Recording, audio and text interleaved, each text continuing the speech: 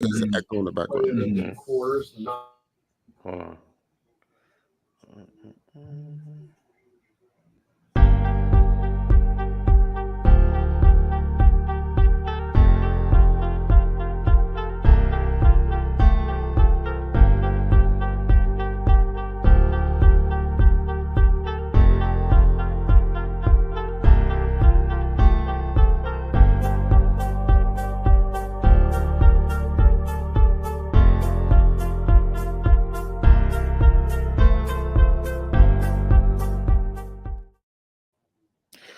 Welcome. We are at episode number the big 50. This is episode 50 of the Soup Hoops podcast, and the whole gang is here. We're back. My name is, you got Eric here, aka Knicks get to Vegas tonight with the win. I need that revenge game against the Bucks. You got Armani, aka 73-9. We got Ernest, aka Lake Show, and we got Josh advocating the agenda of Cam Thomas to All-Star this season 2024. So tonight's episode, we're going to discuss the in-season tournament.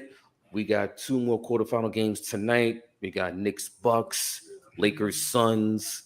Last night we had the first of two in-season tournament quarterfinals. The Pacers beating the Boston Celtics 122-112 last night. Tyrese Halliburton going off Super Saiyan, 26 points, 10 rebounds, 11 assists. He said Super Saiyan? It's Super Saiyan, Super Saiyan, whatever. Super Saiyan, whatever. Don't disrespect Vegeta like that. The Saiyan race. You can't disrespect Vegeta like that. And my son Kakarot. And my son Kakarot. So what? I heard that. I'm like, sidebar. The funniest thing about that whole Vegeta Kakarot thing is when during the Frieza saga, when Frieza offed him and he was crying before he passed away. It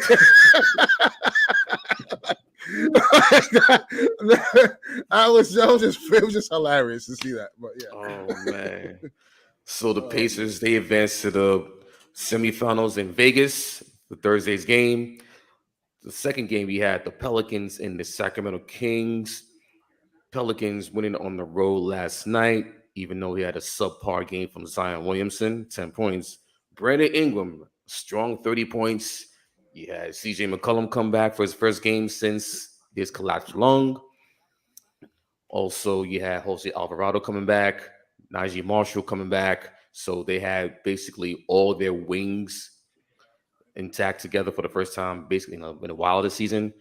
Also, you had an unfortunate incident at the Kings game last night.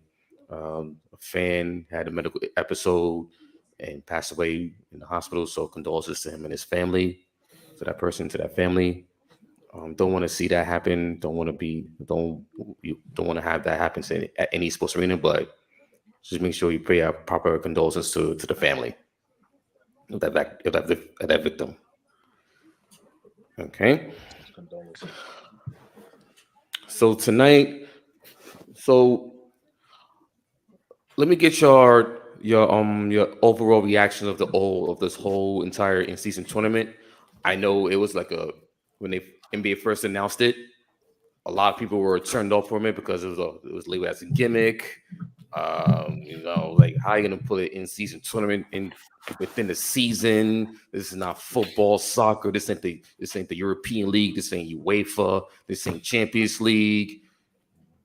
But if you watch the games and the way everything was set up with the courts and everything, I think the NBA turned out real golden. I think the NBA was real happy about the outcome of these games. These games have been real competitive, except for a couple of few and far in between, not competitive. Thank you to the Hornets and the Wizards. We smoked the Jazz a couple weeks ago. In the Jazz, in the Bulls. So yeah, you had young teams like the Magic, the Pacers. They're into it. You had there was one Friday night. There was one Tuesday night in season tournament date where you had a couple of altercations going at it with the Timberwolves and the T-Wolves and the Warriors. Draymond and Rudy Gobert, Klay Thompson, and Jaden McDaniel. You had the Lakers and the Grizzlies had a little altercation with Anthony Davis.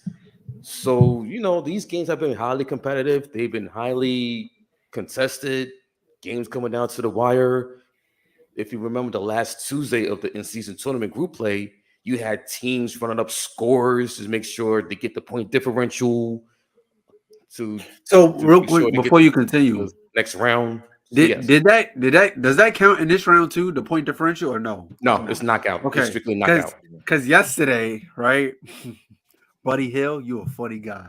Yo, at the end of the game, man, chucks a 3, cashes it while they already up, and I'm like, okay, you do that for the point differential, but like, I don't know, man, like just as Eric spoke on that game, and we want to go around and give our reactions about the As in-season the so far. as the Knicks and Bucks are about to tip off in a few. But that Pacers and Celtics game was really crazy, yo, really crazy. The streets are saying Halliburton is the new point guard. That's up for debate. Got to make the playoffs first before you get that title. Yeah, no, absolutely. I got my own point guard. We're gonna sell this. Oh man. Oh my gosh! You heard me. Anyway, continue. You heard me. Anyway, like he said he didn't get help from Tom Thibodeau, Quentin Grimes, Julius Randle. That's right. That's right. Houston. That's right. That's right. That's right. That's right. That's right. And I stand by every word I said. Okay. Yeah. And by the way, shouts out to Jalen Brunson, who was named Player of the Week 2 weeks ago. This week, Player of the Week was named by Julius Randle.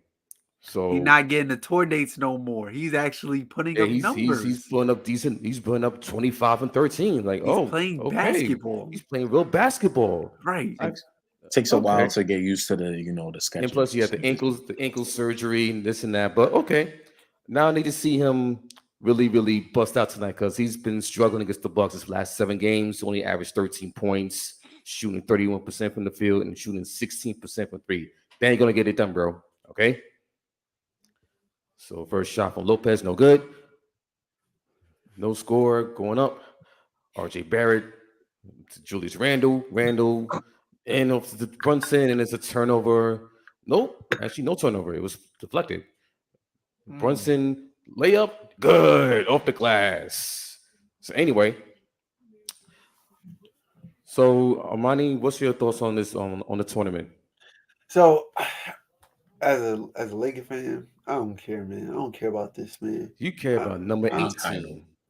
That's what I care about, bro. Like the real games take place from April to June, not in season. You know what I mean? Obviously, with that mindset, though. You see, with that mindset, took us around. It's cool. It's cool because you can see what your teams are doing, especially for a single game elimination. Like, it puts a lot of pressure on both squads, and let's go, Archie. Let's go. And it makes everybody show up. But nah, like at first I thought it was a gimmick, but like we actually get some great hoops. And like a lot of these hoops is just reminding me of like hoops that we had in the bubble. That was 3 years ago. So I mean, great job on the NBA, keeping it fresh because think about it, like, I think during the Kings and Pelicans broadcast last night, they was actually talking about like this is probably like the first time in like forever that these games in this time of the season from like November to December that these games are actually meaningful. Usually these games, don't care about regular Tuesday. Giannis just went down, but he's getting back up though. Wait, he got some of the Kyrie treatment. Josh, that was for Josh right there. No. He doesn't deserve to do that against the Knicks. Do it against us. But we're seeing some great quality hoops. Still not a fan of some of the jerseys and some of the courts. I mean, it just is what it is, But I'm gonna stay 10 toes down. Like I think if you're gonna have all this extra stuff on the court, you got to keep that finals logo on the court. You got to keep the playoffs logo on the court when it's time. But get great quality hoops.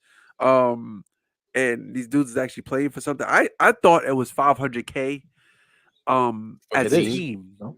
No, it's Oh 500K no, per player. per player. player. So, yo, the NBA got some money to give out. And If they got money, what do you expect? I think it was Jimmy Butler that said it perfectly. He was like, "You got guys who are on two-way contracts, who's journeyman, who's bouncing around the league, and this will be great for them." As you can see, the Indiana Pacers they balled out last night. Only team undefeated in this tournament. Yeah. And supposedly they got like I mean, Cap, the Lakers are undefeated. Lakers too. We're 4-0. supposedly the Pacers have they have like 8 players that's like on like two-way contracts, lower like contracts like that. But here's even the crazy thing. Sorry guys, I had to step off, but here's the crazy thing. I think they have 7 to 8 players averaging double figures. If you look at their roster, 8 players averaging 13 points, and I think it's and then I think 10.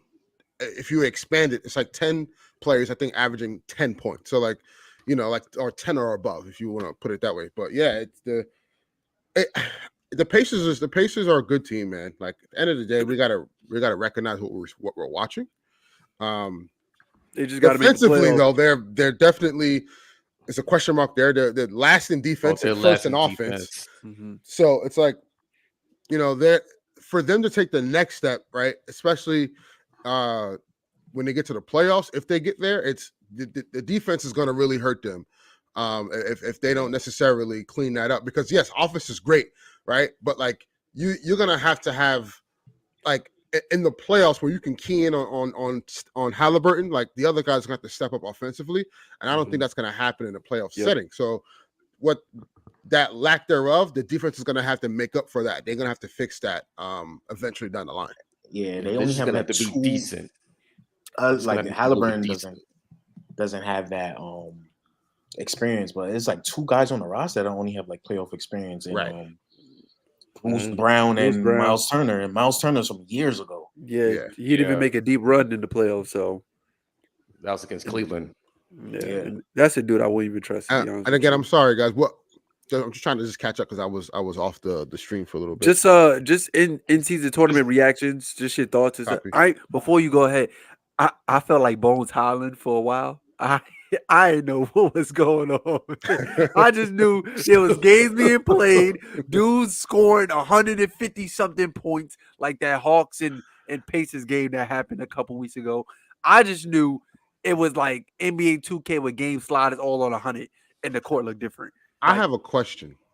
Because the point differential thing is actually it's important for at least the group play. But certain players have an issue with that because obviously towards the end of the game, spoke about it. Okay, PG had a problem with it. I wanted to address that. Like, on his podcast, he spoke about you play like an unwritten rule. Sorry, you play into the buzzer. I don't want to hear that. Oh, they're trying to run up the score. Then stop me. I don't care about none of that. Like, because at the end of the day, like you play into the buzzer. That's like a made up like rule, unwritten rule that like because you have the game in hand. That's like so. Hold on. In the first quarter, you didn't stop until the buzzer. Right. Second quarter, you didn't stop. Third quarter, you didn't stop. So like, just because you're about to lose, to me, you're being a sole loser now at that point. Yeah. What's up with the other 47 minutes? You know what I mean? Like, yeah, they spoke about that.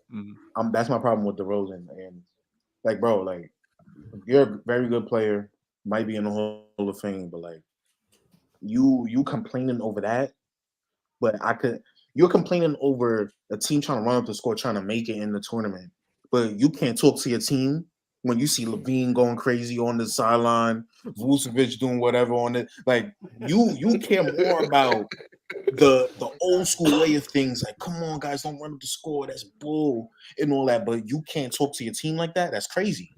Yeah, he's on the trading block. Yeah. He's on the trading block. He about to be a New York Knick. There's a reason why everywhere you go, y'all mid. So it's a fact though. Oof. You care about the wrong things. It's the wrong things they're caring about. Listen, and I feel like they should do this point differential and for the regular season too, because it's gonna make every regular season game count, not just in the in season, but for the playoffs. But also too, I got 2 questions, but go ahead. I have a theory they should also implement. because don't get me wrong. First thoughts on the in-season tournament. At first, I was like, I don't know what this is, but I always felt the players are going to play hard because of the money. Because you're going to have guys that's on the roster that don't see that type of prize money anyway, right? So that I think that within itself, is an incentive for guys to kind of take this seriously. But what I do think they should do is at the end of the season, and shout out to Gilbert Arenas because he talked about this. At the end of the season, they should take the 6 worst teams and do it a knockout tournament, and the winner of that tournament gets the first pick in the draft. Yeah, because all this load management and all this other stuff to avoid tanking and all, you kill all that noise, right? And you make a tournament for the lower end teams to fight for the first pick. I just think it gives a better incentive for teams to not tank. Now you have to win. You can't send out your stars. You know what I mean? Like you have to play for something. Like the NBA, it's weird. How are you rewarded? Because I thought about this. Like maybe it's a high moment, but I thought about this. Like you're in the NBA, you are rewarded for losing. How does that make any sense? Every sport is though. No, yeah, I know every sport, but like at the end of the day, like we're in a competitive spirit. We have to be able to try to win. And you're rewarding teams for purposely losing. Here's the number 1 pick. You look at the best player in the draft that could change the trajectory of your franchise. Right. My only thing against that is I will feel like I'm thinking from an honest perspective. Like when you got a team like, say, if the Pelicans, you see how loaded that team is. You got Zion, Ingram, Herb Jones, Trey Murphy, CJ McCollum, Val, and all that on your team. And say if one of those guys is injured or 2 of those guys are injured and they come back, they could dominate that tournament. And now you're gonna help these guys benefit. Like why as a playoff team I'm gonna help a team that should have been in the playoffs already, but just because of bad luck injuries, they could dominate this and get a better player. I'm not signing up for that. I think, and I was talking about this earlier actually with one of my boys, and he suggested like, that's a good point. Yo, the bottom four teams should have a tournament out for the number 1 pick. And I'm like, I like that better because at least the bottom 4 teams, they're just like the Wizards. Yeah. If you want to tweak it, that's fine. Like I'm cool with that too. You take the 2 worst West teams and the 2 worst East teams. Y'all go at it. The winner of that tournament gets the number 1 pick. Cool. Because can you imagine? You could still be like say if it was the Nets a couple years ago, or the Warriors when they had to play in the play-in. I'm like, nah, let's just tank and get in this lottery tournament and regular dog them and get that number 1 pick. Nah, bro. That's OD. And then imagine a team. Well, yeah, there has to be penalties and certain like asterisks as to like what qualifies you to be a part of that tournament. You know what I'm saying? Can you imagine the teams would have did that last year for Wemby? Every team was like, yo, we're not a high seed anyway. Let's play. Right. We hooping. Like, the year the Lakers didn't make the playoffs, right? When we had Russ. Who was the number 1 pick that draft? This was 2022, right? Right. That was Chet. Right? It was Chet. Who's the number 1? No. Chet no. It was Big Carroll. No? Yeah. It was Big Carroll.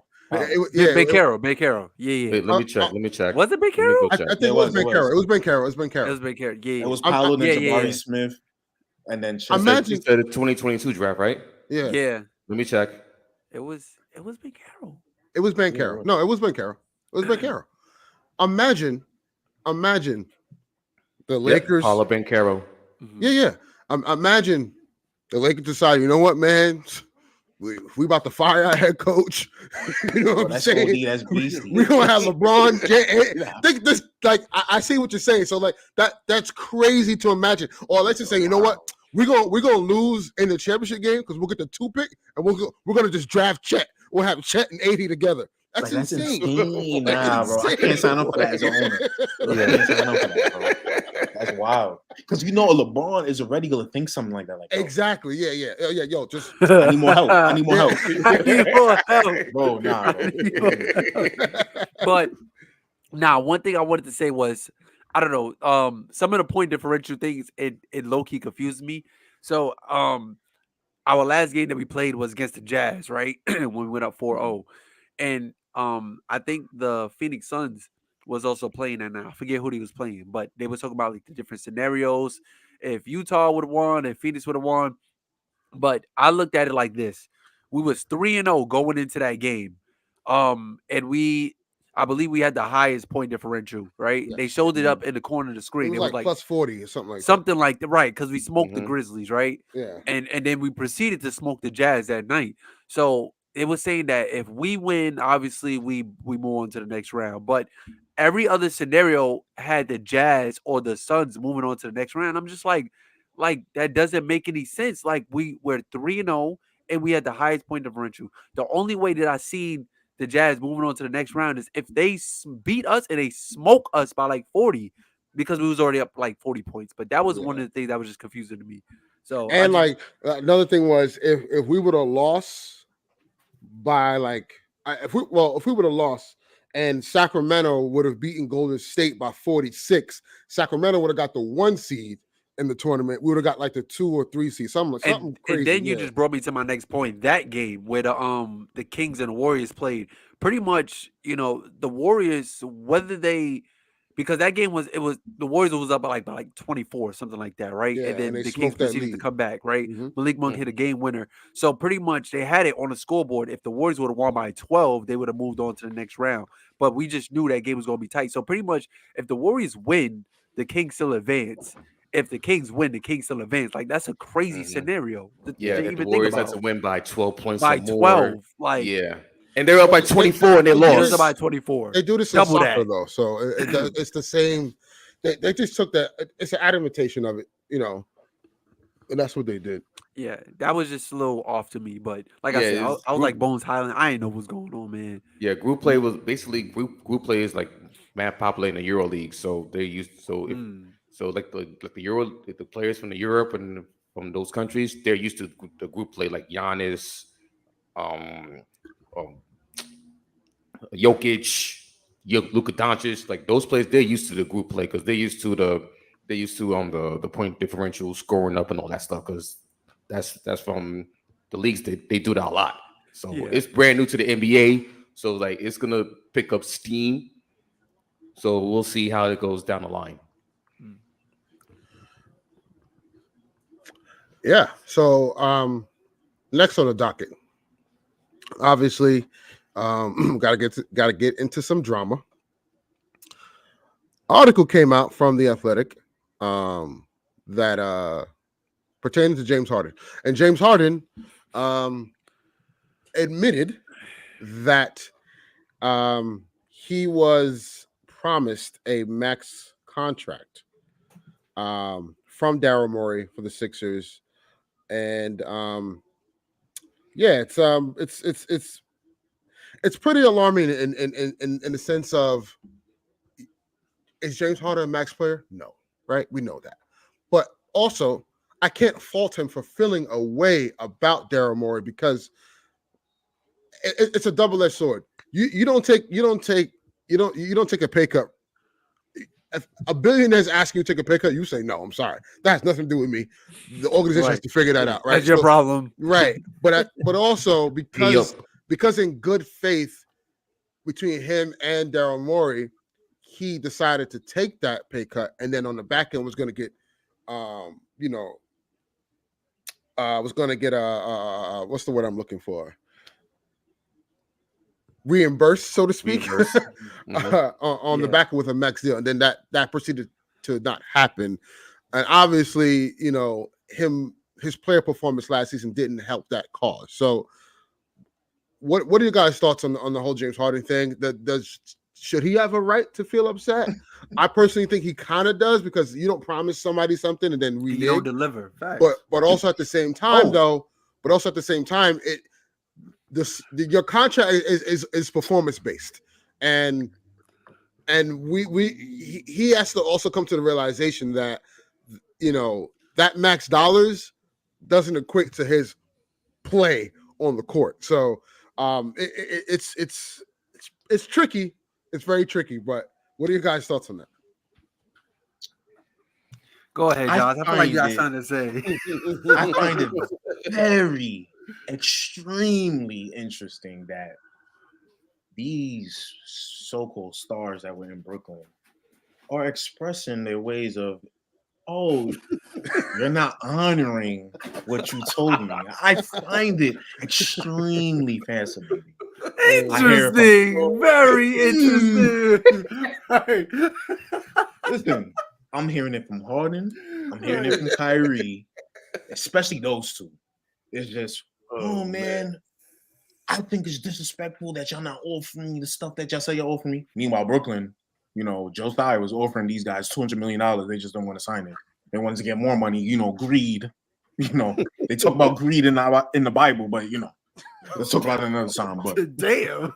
I find it very interesting that he's talking about, stuff not being the stuff that's promised to him and it's not being delivered. So, it's a right message, but the wrong message. I'm gonna just say that because Harden, you're a slob. You're lazy. You hang out with rappers. You just want to go to strip clubs. You want to be in Vegas on your off days. You want everything to be about you, the me show. It's just, I don't know what. Guys, I've been saying this since last summer, man.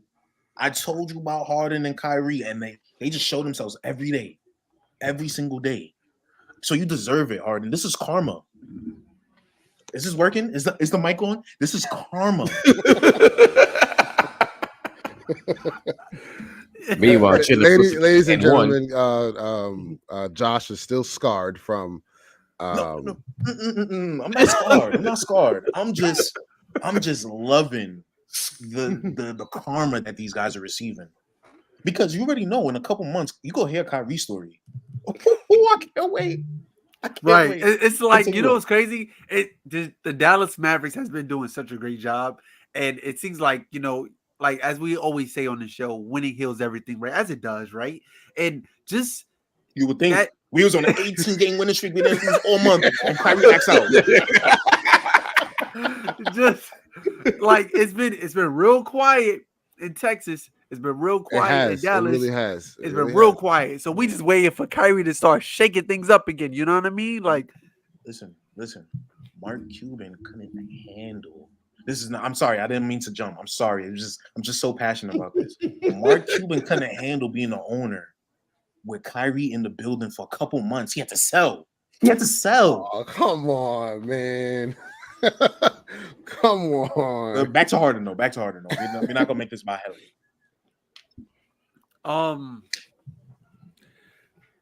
Yeah, I see it from both sides. It from my perspective, I'm just like, not gonna lie, these two things going back and forth, y'all. I'm just like, just let it go. Your priority, your focus. You have a problem in front of you right now, right? Remember you saying he's a system. Well, you had a problem, buddy. Your Clipper team not doing well, straight up. Like y'all won a couple games, but it was just at a point where y'all couldn't get a W. And it, even though this team has so much star power, past 2 former MVPs in the league. One of these players actually is a 2-time champ. And you got 2 of the best 2-way players in the league and just struggling, and I'm just going based off like their last, especially their last game with the Warriors. Warriors was up, came back.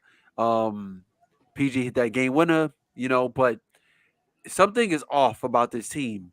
I think it's just, and we all said this like going in, like it's just one basketball and just too many people who I don't think they could play with each other.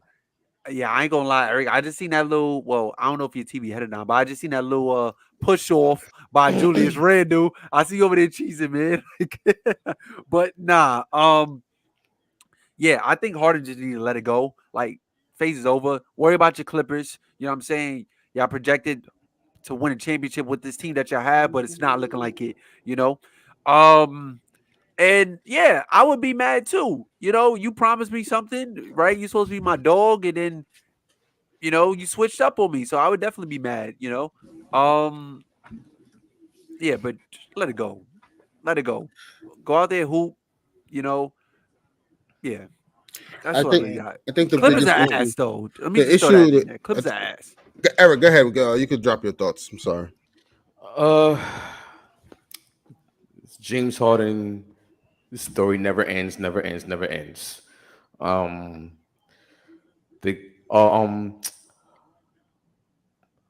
PJ Tucker said something real interesting earlier today. He said, there's only one ball that goes around that can go around, meaning that, hey, you got Kawhi, Paul George, Russ, and James Harden. Sooner or later, they're gonna have to consolidate. I hope PJ Tucker didn't say that as in thinking he was getting the basketball, but he said that. He said that. So yeah, something has to happen with this Clipper team. So I mean, it's typical James Harden, but I don't fault him for feeling like that if he told one thing and then he was gonna get something and you didn't get, and then you didn't receive in the back end because stuff happened between you and Daryl Morey. So, but listen, he ain't my problem. He ain't your problem. It's the Clippers' problem. So they got to deal with that. And speaking of the Clippers, man, I mean, what a wonderful thing to see. You know, it's a beautiful thing that's going on in Clipperland. I love it personally, for me. But a move has to be made, man. Now, what you think? They're not going to trade James Harden. They just got him, so they're not going to do that. It's Russ. They're not going to trade Russ because he's the cheaper of all four of them. He's on the minimum, right? Are you Kawhi Leonard's a free agent? Like 4.8, I think he's getting. Kawhi Leonard's a free agent. For his value, like he overplays his value right now. So like I don't think the Clippers are going to trade him. Yeah. Now you're looking at two guys, aside from obviously because all four of them will be free agents this offseason, but like you're looking at two guys who's been here for 5 years and has yet to deliver. You're going into a new stadium, so I get it next season. But you're a second neighbor team. You cap strap. You don't have any picks. Like there's nothing else you can do. The only avenue to get better is to trade one of those four guys. Will it happen? I don't personally think so, but I do think they should consider it. Who is it? And I think they should consider trading Paul George because Paul George will give you the most assets back in return. And honestly, out of all four of them. PG has been the most consistent this entire season. He has. And like definitely more reliable. And that's crazy to say. Yeah. I think they have to look at Kawhi or Paul George and look to move one of those guys. And I just think Paul George is the odd man out. Hey, Clippers need draft picks. The Knicks would be the ideal spot to trade him to. Or the Kings. I like that. Or the Kings, yes. I like the Kings. Because the Knicks needed 3. No, they needed 2. They needed 2. And the Kings just need a second scoring option. Yeah. PG to me, and you can't tell at all. It's just him being 34. I don't know how you evaluate that if you're trying to bring him on. Like, I'm about to trade for him. I'm about to give him a contract. Wait, he's 34. Yeah, he'll be 35 next year. Like, that's what? the thing. Yeah. And he was an extension. So, and it's like, yo, I'm not trying to give you 40. I'm not trying to pay you till you're 38. Like, no offense, PG. Like, you're still playing good, but you're not. You know, LeBron, Curry, and KD. I see what they do. You're not gonna do that. I know that, but you're not gonna be like bad. But it's just like I don't know how to evaluate that value I should give for you. Yeah, and give that's you fair. that contract is that very fair. That's fair. Mm-hmm. But that's why you have to kind of put him on a team where there's a clear number one, and then on top of that, there's other talent surrounding that team that could weather that storm. You know, and I think the Kings are a perfect landing spot for him as well. I think DeMar DeRozan should go to Sacramento as well. I think Sacramento is missing that one guy, one of those guys, because clearly Harris and Barnes, I don't know. Those days are way behind him. No, facts. But DeRozan, like, was he even here? Yeah, I don't think he even arrived. Right. My bad, Harrison, but damn. No. He picks and chooses when he wants to play. He picks and chooses when he wants to hit threes. Yeah, that Laker game, I'm not gonna lie, he was going crazy on y'all. Yeah, exactly. Yeah, because he got a vendetta against Bron. Yeah, exactly. Yeah, he picked to choose. He hit a 3 last night at the beginning of the game and finished the game with 4 points. LeBron is the reason. See, it's crazy. LeBron gets blamed for everything. He blames LeBron for getting traded. When that's your fault. Like KD, when the Warriors are like, yo, we need somebody else, and they called KD, they say, yo, Harrison, you gotta go, brother. What Jared Allen said, the lights is too bright. Yeah, that's exactly what it was for Harrison Barnes. Yeah. But I think I don't know about, like, you know, and then I don't know about DeRozan being, I don't know, man. Like, I don't see him because here's why I say DeRozan with Sacramento, because the what he provides for them when the game slows down, Sacramento definitely struggles. Okay, figure. And DeMar DeRozan, they need that mid range. Yeah, he thrives in that, and also now it keeps defense honest. So at the very least, what DeMar DeRozan can offer is a mid-range game, and you got a guy that if Fox can't get off, you got a guy that's respectable enough. You're not slick. Yeah. You're not slick, Ernest. I'm not gonna lie. You're suggesting the worst player to them because they're the Kings, and you don't want them. I know what you're doing right now. Because, bro, the Rosen over PG is crazy. Yo, listen, chill. I know what you're doing. Chill. I'm here with you. Okay, I can't have PG on the Kings. I can't. I'm doing it. I'm like, why are you saying the Rosen so much? What's going on here? We already struggle against them now. I can't. Oh man, I can't go down, son. I can't go down. It's going to be like 140. 100. Yo, Adam Silver put the veto in. I can't go Facts. down. That's a fact. Fact. Man. And so obviously we went over the Clippers struggles. There's another Western Conference team that everyone donned to be a contender this year, and that seems far from the truth. And that is the Golden State Warriors. Wait, before you continue, we all seen this coming. We all seen it coming. Oh yeah, look at me look bad, man. They're making me look bad. They're making you look bad. People in my group chat, right? Like I said that the Warriors. Here's why I picked them. I picked them to win over 50 games in freaking FanDuel. Yeah, you're bugging. Yeah, you're bugging for that. And they're trying to tell me, they're trying to tell me that, oh, you could trade Klay Thompson for RJ Barrett. Get out of here. Stop. I should do it. I should though. Nah, bro. I'm not giving up picks and a 23-year-old RJ Barrett for a broken down 34-year-old Klay Thompson who had 2 leg surgeries and shooting 30% from the field. I'm not doing it. No. Did I hear that correctly? You said picks? Yeah, like picks. Who giving up picks for Klay Thompson? I'm not doing that. You'll be surprised that the Knicks will do something like that. No, not for that. Mm-mm. Listen, if they make I'm sorry, Clay, but I'm going. You'll be lucky. You'll be lucky to get Torian Prince for Klay Thompson. Man said the 6'6" Casanat.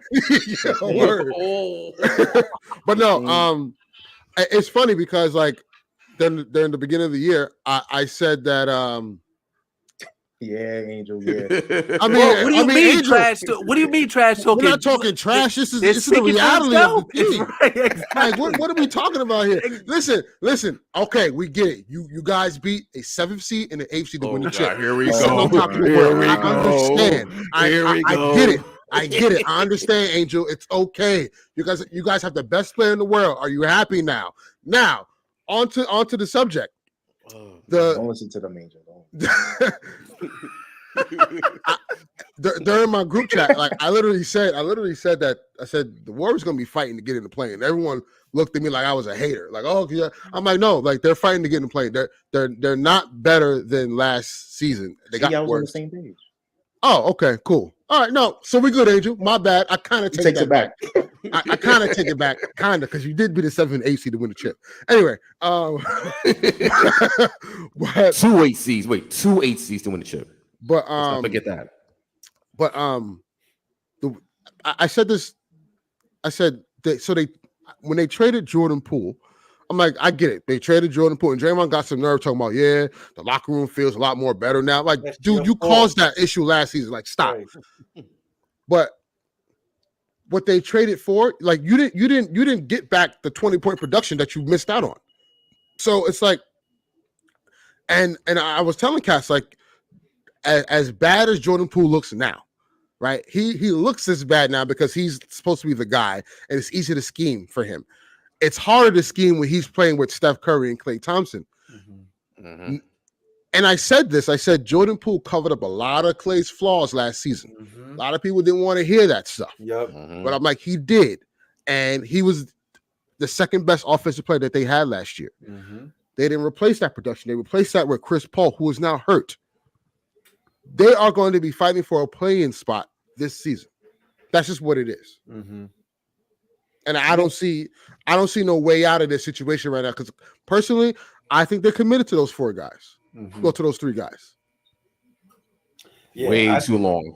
Way too long. Yeah, it's like they didn't cash in when they had the chance. You know, Draymond is quickly regressing. Like, mind all the off-court stuff, but just like his production is just not there anymore. You know, Klay is just declining, and Curry can't do it all by himself. You know, so like when we did our offseason breakdown,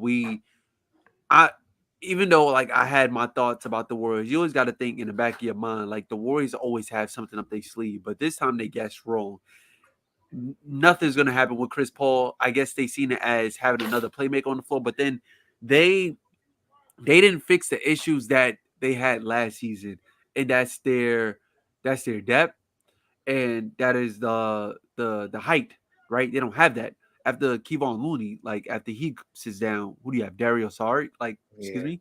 Like, I mean, yeah, cool. But like, I think what it is, like, people need to understand, come to the realization that the Warriors are just not that team no more. You know, like, and don't they say like you get better with shooting as you get older and stuff like that? Like, clearly not, because Clay's not hitting. You know, Curry's gas. Chris Paul's injured at the moment. Draymond is not that guy. Kuminga is not playing out who they want him to be. So like they're just tied up. Moody is actually coming. Fact, especially in that game against the Kings. Like he definitely showed up. And then they took him out the game and put him in for Klay. That's why I hit y'all up in the chat. I'm like, yo, if y'all Steve Kerr, how are y'all doing that adjustment? Because Moody clearly has the high hand. Klay's out here bricking, you know, but I mean, it seems like the past couple of games, Klay seemed to found his win, but he's not lethal Klay. He doesn't like put fair and in other teams' heart.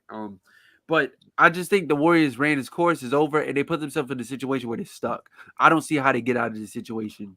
On top of that, Andrew Wiggins has not played well all season. That's another caveat that two-way Wiggs. That's gotta be fixed. There was reports about them. They not happy about his conditioning. And stuff his work ethic. His work ethic. Mm-hmm. Yeah. And my thing with the Warriors is like they are what they are right now is because of they messed up the royal opportunity, the golden opportunity they had. They had 3 lottery picks, and I know we harped on this before on shows like that, but if you don't whiff on 3 lottery picks, I'm not gonna say whiff, because Moody, I mean, he's a decent role player, but as a lottery player, we expected more, you know. But when you don't trust a guy like Kuminga to play as much, that's a problem. You trade the 2nd overall pick for 5 second rounders and use those 5 second rounders on Gary Payton, the second, who's not the second, he's the 3rd, but whatever.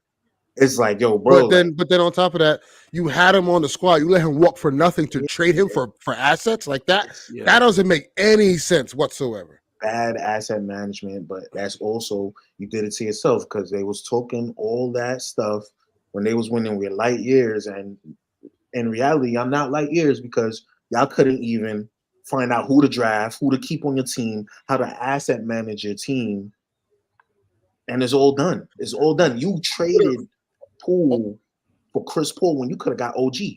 Yeah, facts. Mm-hmm. Facts. And the crazy thing is, all of this would have changed if they just drafted LaMelo. Mm-hmm. Yep. Not even. And that and I think you drafted Kuminga before Franz Wagner. Like, and I think when you needed a big. And I think they just needed right there, bro. They needed to invest more time in a Wiseman. And now I know his style of play does not fit their style of play, but that's something you could mold. You know what I mean? Also, even Obi Toppin was available. They could have picked him. Well, Wiseman hasn't been playing in Detroit though. So like at some point we gotta look at the player. Like at some point. Because he's getting DMPs in Detroit. And it's like but Jalen Duren is like, you know what I'm saying? Like you got these guys that are playing above him, and it's like at some point you gotta look in the mirror. Yeah, true. As a basketball fan, and Detroit is ash right now. Yeah. No win November, right? No, we'll get to that with Monty. Monty. But now let him off easy with the Warriors and the Wiseman pick. That's the other thing. Bro, in college, I know he only played 2 games. It was a weird COVID year. I guess that's a little excuse for you, but still, you're professionals. You get paid to do what you have to do. Yeah. You don't draft a rim runner in the top 5. Everybody knows that. If you have a rim runner, don't draft him. You can find a rim runner anyway in the draft, anywhere else. You can find it in the league. Like, come on, Mitchell Robinson was a 2nd round pick. Claxton, 2nd round pick. These are rim runners. Yeah. Yep. Yeah. All NBA defense. Let's go. Yeah, you talking about Clax, right? No, I'm talking about both. All right. I'll give Claxton some love. All right. How about that? Second or third team? Man, not this Burrow love, man. No, this doesn't happen a lot. This doesn't happen. No. Amani, let him have it because we have the best defender. So it's fine. It's okay. Anthony Davis. Anthony Davis is the best defender in the league. Let's stop. What's your defensive rating? We're 10th right now as a team. We're 10th. We're 10th. Where's 80 in the defense? He leads the league in blocks. He's what? 3rd in rebounds. That's only because Claxton doesn't qualify yet. Watch when the games come up. Wow. Okay. All right.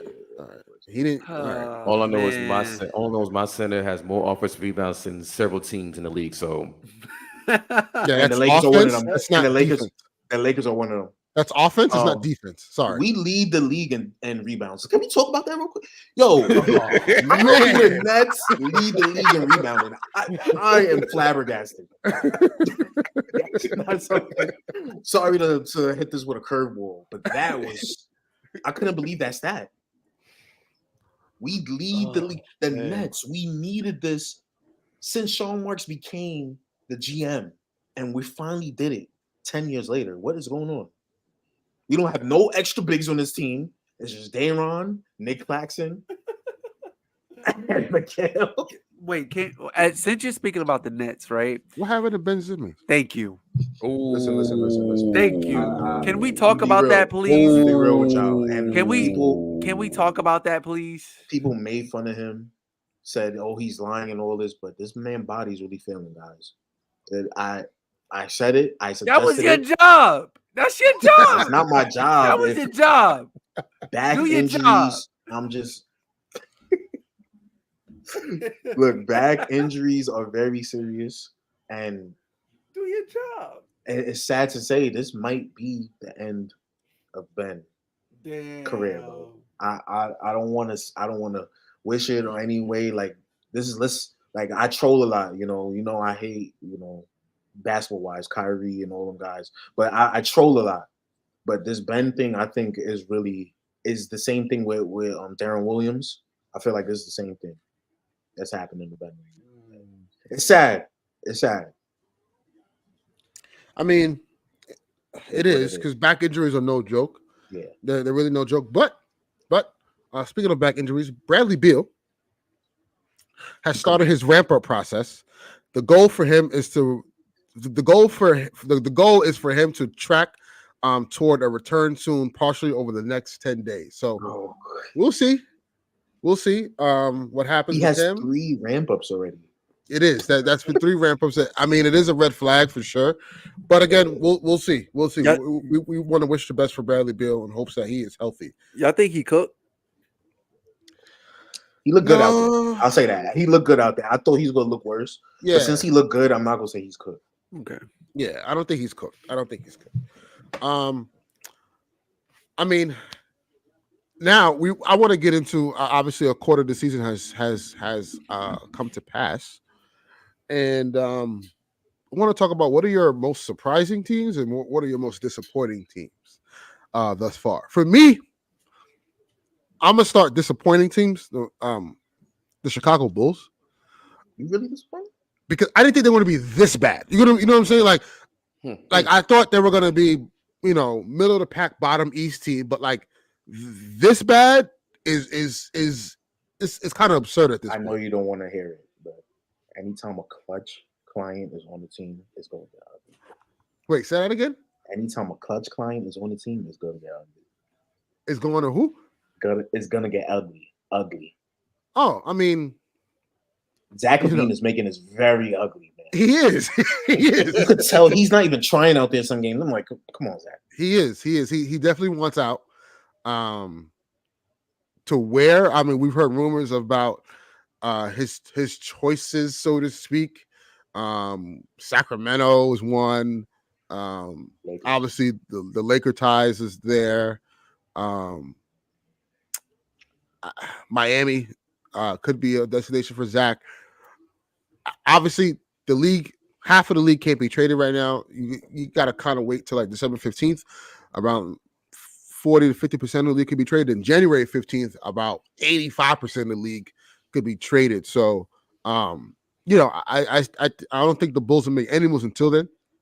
But right now, they're the most disappointing team in the East for me right now. Like, I didn't think they'll be this bad.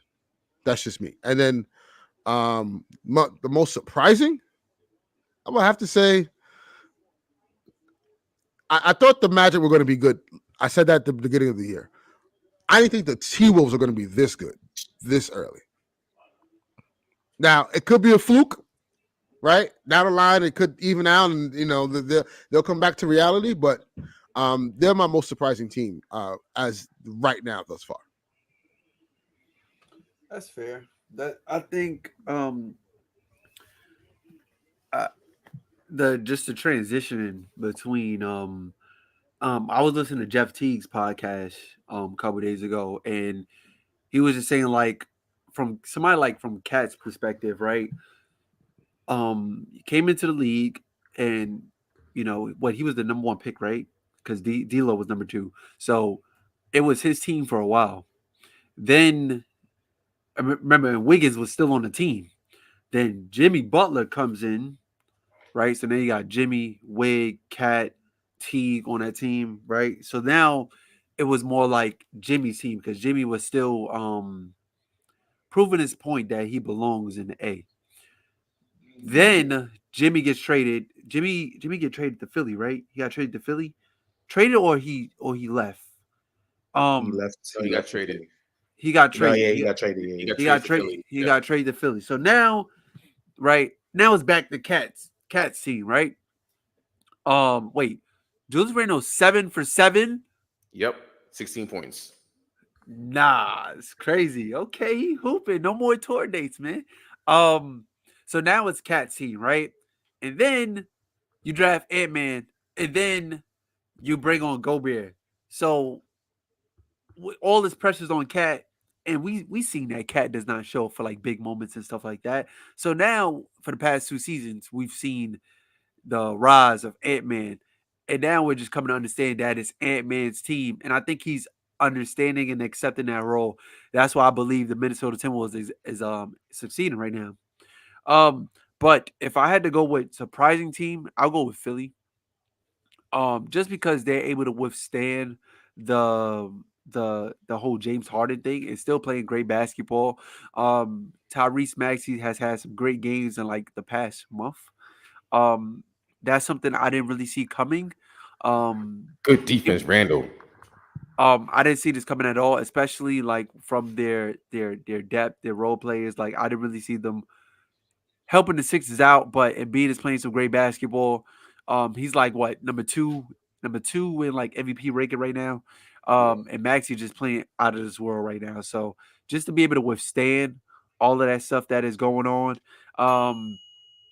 And then for most disappointing, I would probably go with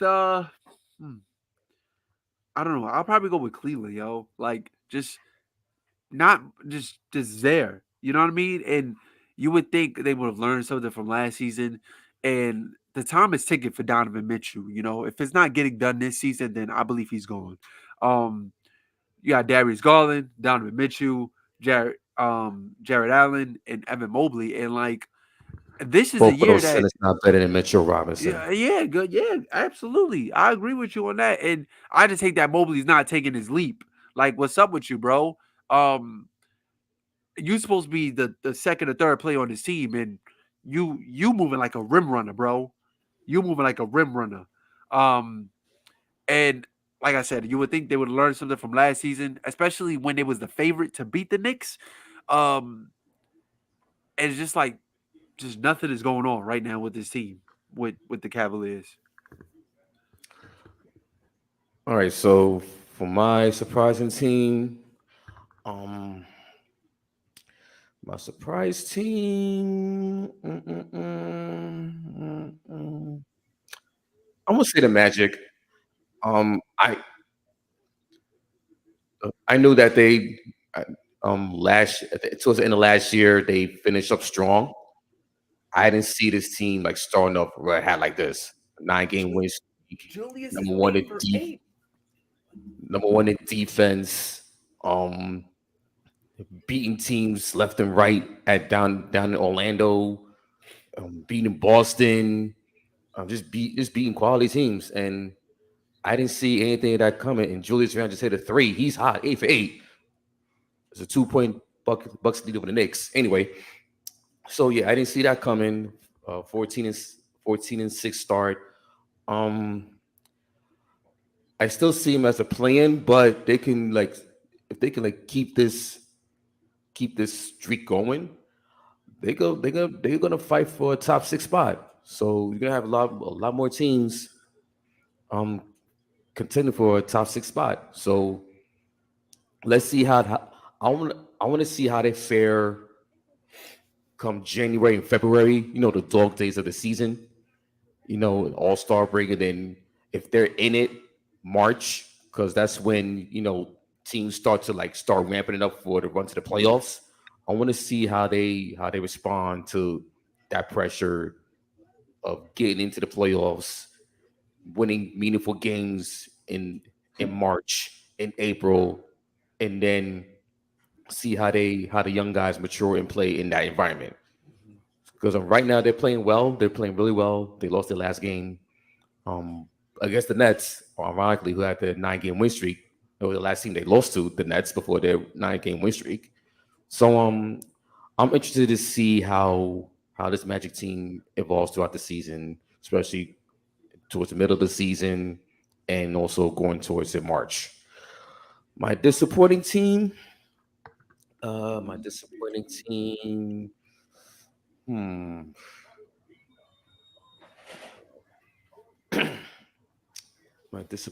My disappointing team. I'm gonna say the Raptors. Here's why. Okay, so actually, no, not the Raptors. No, take that back. They're mediocre. They need to rebuild. I'm going to say Cavaliers. I'm ready. The Cavaliers. Okay, so people were telling me that this Cavaliers team was better than the Knicks, better than the Pacers, better than the Brooklyn Nets. They said they was the fourth best team They were the fourth in the best East. team in the Eastern Conference behind the 76ers, Celtics, Bucks, and the Miami Heat. The usual suspects, as everyone in the national media like to pony up. Okay, so Cavaliers with the two main big men with Jared Allen and Evan Mobley, who are like on the top 100 list in the Ringers top NBA list of players. Meanwhile, they got my man Richard Robinson down at the 90s or the last time, not even in the top 100. So that being they've been off to a slow start. The Donovan Mitchell cloud is way over their heads. I think, and not also like what I've been seeing is that they're better off with Darius Garland as the main guy. They're better off with Darius Garland as the main guy. Whoa, what? Hey, look, listen to me. I think they're better off with Darius Garland as their main guy. I'll tell you this. You take Donovan Mitchell off and don't replace him, and you have Darius Garland as their number one, they're not winning more than 20 games. That is a fact. But this is why they're my disappointing team, because knowing that if Donovan Mitchell's the dark cloud, they have to find someone ASAP to replace his production, and just to help out at least those three guys, because Max Strus, okay, he's been okay at best. Georges Niang, when's the last time I seen him play? So it's like, okay, Strays is crazy. Listen, they deserve every last stray. The city's garbage. Okay, they haven't won a playoff. I never won a playoff series without LeBron since 1993. Like, come on, at some point, y'all got to get it together ASAP. And like, I know Coach Bickerstaff, he's a good coach, and he got the core. Listen, bro, they need to start playing better. And the Donovan Mitchell cloud is not going away anytime soon. So they better shapen up. They better get this. They better get together. They better act right, or else there'll be another early playoff exit. And then, hey, who knows? So that's my spiel. And Josh? Julius Randle is 8 for 8 with 23 points. Yeah. I took his under. Down by 1 right now. I took his under. His line is at 33.5. I see Randle cooling off in the second half. So, and plus it's Julius Randle. Come on now. Yeah. All right. I wish FanDuel would have given my profit. My most disappointing team, we got started for something sad. My most disappointing team is the Grizzlies. I did not think it would be a top 3 bad team in the league, especially with how they played without Ja in recent years. You gotta look at it though. I have a theory though, Josh, with that. Brandon Clark is out with injury, Steven Adams is out with injury, and Jaren Jackson Jr. is a bum. Come on now. Oh my God. Damn. Me throwing strays, and then also on top of that, they lost Triple J getting strays like that. No, because like, bro, like you can't be 7. No. Is it last year with the Lakers series? Bro? No, it's not. It's not Ladies even that. Ladies and gentlemen, this is Anthony Davis's burner account. Go ahead, Omar. It's not even that. Yo, you can't be 7 feet tall and only getting 5 boards, bro. I hear you. And it's not because he cooked me on a parlay or anything. I'm just speaking facts, because you want a more defensive fouls than rebounds. That's not good, bro. Exactly. You won the Defensive Player of the Year award last year, and you can't get more than 5 boards. Are you serious? I like this energy. Are you serious? Dave is cooking, y'all. Dave is cooking. I'm a match of energy on money, because Jaren Jackson. Come on. I don't know how you won Depoy and you can't get rebounds, because that's and they lost Dylan Brooks. Like, you got rid of the cancer, right? Yeah, you got rid of the cancer. Yeah. But Josh, I have a theory as to why they're just so bad. They're tanking on purpose, in my opinion. I think they are. Cooper Flag. That's Don't next get year. this man started. Don't get Dame started, man. Come on. That's next draft. No, I don't know what they're taking for this draft. Yeah, right. I just think they're doing it on purpose. Yeah, that's next draft. You think? Yeah, okay. Cooper Flag is coming out next, not this draft. The following. Okay. All right. Yeah. So what's the logic? What do you think? Yeah, I want to hear this. Yeah. What? The logic behind them tanking? Yeah. You tank to get a high draft pick. Not necessarily they're going to use that. You move it. There you go. Okay. Not necessarily moving that. I mean, drafting the player, but I do think you get a high pick, and they're going to move that pick. We'll take a lotto pick for Dorian Finney-Smith. Yeah, I like that, man. Folks do that. Nah. Nah, you ain't crazy. That's just foolery. Listen. Nah, but yeah, go ahead, Josh. I didn't think Memphis would be like top 6 you know, I thought they would just be like around 500 because they had a fairly easy schedule. It's not like they're losing against bad teams too. It's like they're losing badly against bad teams. Plus, and it's like their style of play is so live or die. Like it doesn't have any after identity. after that DiVincenzo 3, you got a turnover. Let's go right back to 1. They don't have an identity. It's just come down the court, screen and roll, shoot threes, like jack up threes. That's what is driving kick. And with a team like that, and then on top of that, right, with somebody like Jaren Jackson Jr., I know he's very, and I quote, defensive oriented, right? Him and Bain should be the focal of your offense. And if you can't give that brother the ball in the post and do put 1 to 2 moves together, then what are you doing? You don't have no game, y'all. You don't have no identity. You don't have no identity. So them being bad is not a surprise to me. Now, you're right, Josh. I didn't know it was going to be this bad. I didn't know that.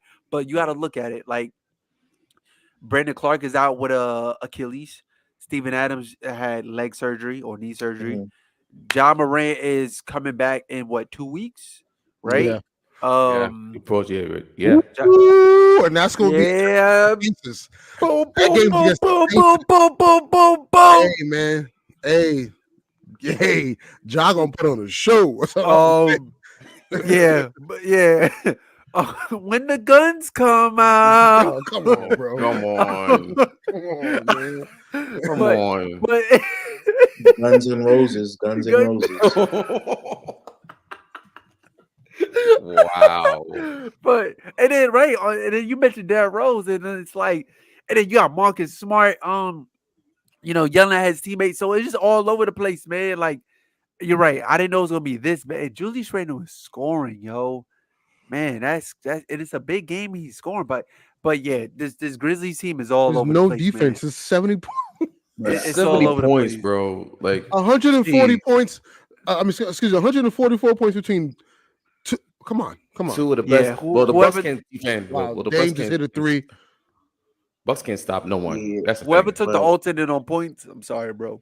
That's But my, Josh, go ahead. Brunson almost hit that 3. I have a 2-parter because it's them and the Hawks. I really thought the Hawks were coming better this year. And they're just the same old mid team. They're always gonna be 500. It's just I don't know what is going on down there. And I thought they found something in Jalen Johnson. He got hurt, but that's not an excuse for them being 9-10 right now. Mm-hmm. 75-72 Bucks halftime.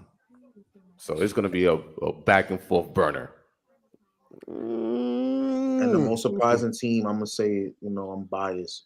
My Nets, man. A lot of people wrote us off, but we ain't right back. Like a lot of people were saying, nah. A lot of people were saying, what are we doing here, man? A lot of people were saying we're gonna be under 500. We had the toughest schedule to start the year. Playoff team after playoff team, and we fought. We dogged. The Magic can't beat us. The Magic can't beat us. I thought the Knicks had the toughest schedules. Nah, the Lakers also had one of the toughest schedules. What are you talking about? We have a top 3 tough schedule of the year. Have you seen this month's schedule for the Knicks? Golly, this month. What about last month? The Nets had to play Dallas, Milwaukee, the Celtics. Yeah, they're the Celtics. Magic twice. We had to play beat the Magic twice, and we smoked them by 25 each game. We had to play the Heat twice. We had to play the 76ers. I thought we had played 3 times. I thought it was 3 times you played the Heat. Like, bro, that schedule is crazy in itself. It's like, yeah, we had like 4 back-to-backs. Did y'all have the Clippers too? Yeah, the Clippers. We had the Clippers. Yeah, the Clippers are ass, bro. Man. Yeah, it's like, yeah. So, but they're gonna turn up against those Lakers when they play. That's one thing they will do. All right, so right now, the Brooklyn Nets have the 22nd toughest remaining schedule in the league right now. Yeah, but to start it, what about to start? The New York Knicks have the 8th toughest schedule. The Lakers have the 14th toughest schedule left. They always try to like 14th is not bad. Actually, I'm concerned. Who has the toughest schedule? Who's number 1? Detroit. And they It is Detroit. It is Detroit. Yeah. Detroit has the toughest remaining schedule left in Can we talk about Detroit while we're on the matter? Can we talk about Detroit while we're on the matter? Detroit, Monty. Oh boy. Hold on, before you get to that, I'm just gonna go through the top 10 toughest remaining schedules. Yeah, nah. You got Detroit number 1, Portland number 2, Ooh, Utah is gonna be crazy. Utah number 3, Clippers number 4, Memphis number 5, Wizards number 6, Phoenix number 7, Knicks number 8, Spurs number 9, and then Charlotte coming at number 10. So basically, the worst teams got the toughest schedule. Right. If it remainder of the season. What are we doing? What are we doing? He's just keeping them down. Go crazy. Keeping them down. Adam Silver knew what he was doing when he was creating the schedule, right. Keeping the bottom feeders down, man. Monty, most those top picks in those small market teams, huh? Yeah. Monty, you can't escape. It's halftime. You have our undivided attention. Now, for the month of December alone, Memphis has the toughest remaining schedule for the month. Oh my God, it's over. OKC number 2, Lakers number 3, Houston number 4. Interesting.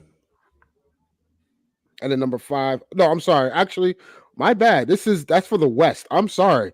The West, it's Memphis, OKC, LA, Houston, Minnesota, Clippers. For the East toughest for the month of December, the Knicks at number 1.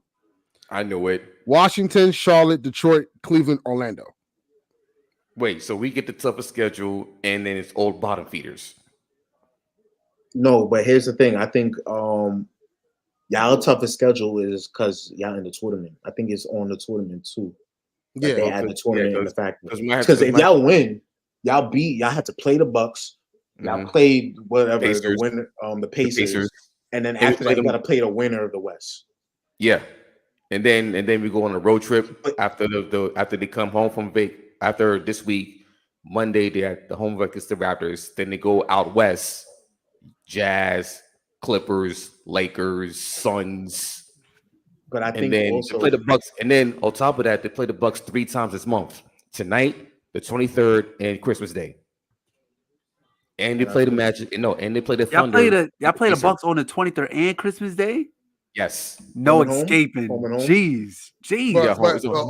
Armani, think of this. The Lakers, we played the Suns and the Kings 5 times this year. Yeah. Because of the tournament. Damn, son. The Kings. But go ahead on your Detroit soliloquy. And I gave Detroit a shout out because they was fun to watch early in the year. But they haven't won a game since. Since we talked about them being fun to watch. No win November. Straight. Monty, and this is the problem why people was calling for your job in Phoenix. What is going on over there, man? Like Killian Hayes. Let's start there with you, Monty. Why is he even starting lineup? Why you're in love with Killian Hayes when Jaden Ivey, top 5 pick last year, outperformed him last year, and he benched him and didn't tell him why. Now you got this young kid that played great last year, upset at you, Monty. That's not even the tip of the iceberg, Monty. You then came out later and said, it's great that Asar is playing like this. He actually surprised me a little bit. We wasn't going to play him that much because of Bogdan, if Bogdan didn't get hurt. Bogdan comes back. Right. Asar is getting 15 minutes a game now. Oh my God, Monty. Monty. Oh, where else should I continue? Oh, you seen what Asar is doing, and Killian Hayes is still in the starting lineup. Because Asar is cooking right now. Monty. Top 3 rookie, in my opinion. Monty. Might even be 2, to be honest. You got saved a lot for Chris Paul coming in and saving that situation with the Suns. Capitalizing on the star emerging in Devin Booker. The team bonding activities that we know about online that the Suns did to, go crazy in the bubble. Working out after even that. Whoa. The team bonding that they had to do to, go crazy. I mean, that's why I'm not even gonna say what I was gonna. I was crossing the line. I was about to cross the line. But salute to Aiden, man. You know, happily married, right? Dominating. He was dominating something. But I'm gonna just Monty. They gave you the richest contract as a dominating. Yeah, we can hear hear the you. richest contract. Because my camera's like acting funny. Dominating. They gave you the richest contract as a coach. They did, and now he set the market because now all the other coaches are like, hold on, hold up, I'm better than this guy. Exactly. right, I'm better than him. Exactly. More money. And it's like it's nothing like Detroit. I'm not saying they should be a good team with a good record, but they have too much talent, too much young talent, right? For you to go winless in a month. Forget a week. That could happen a month. Yo, so you know what's crazy?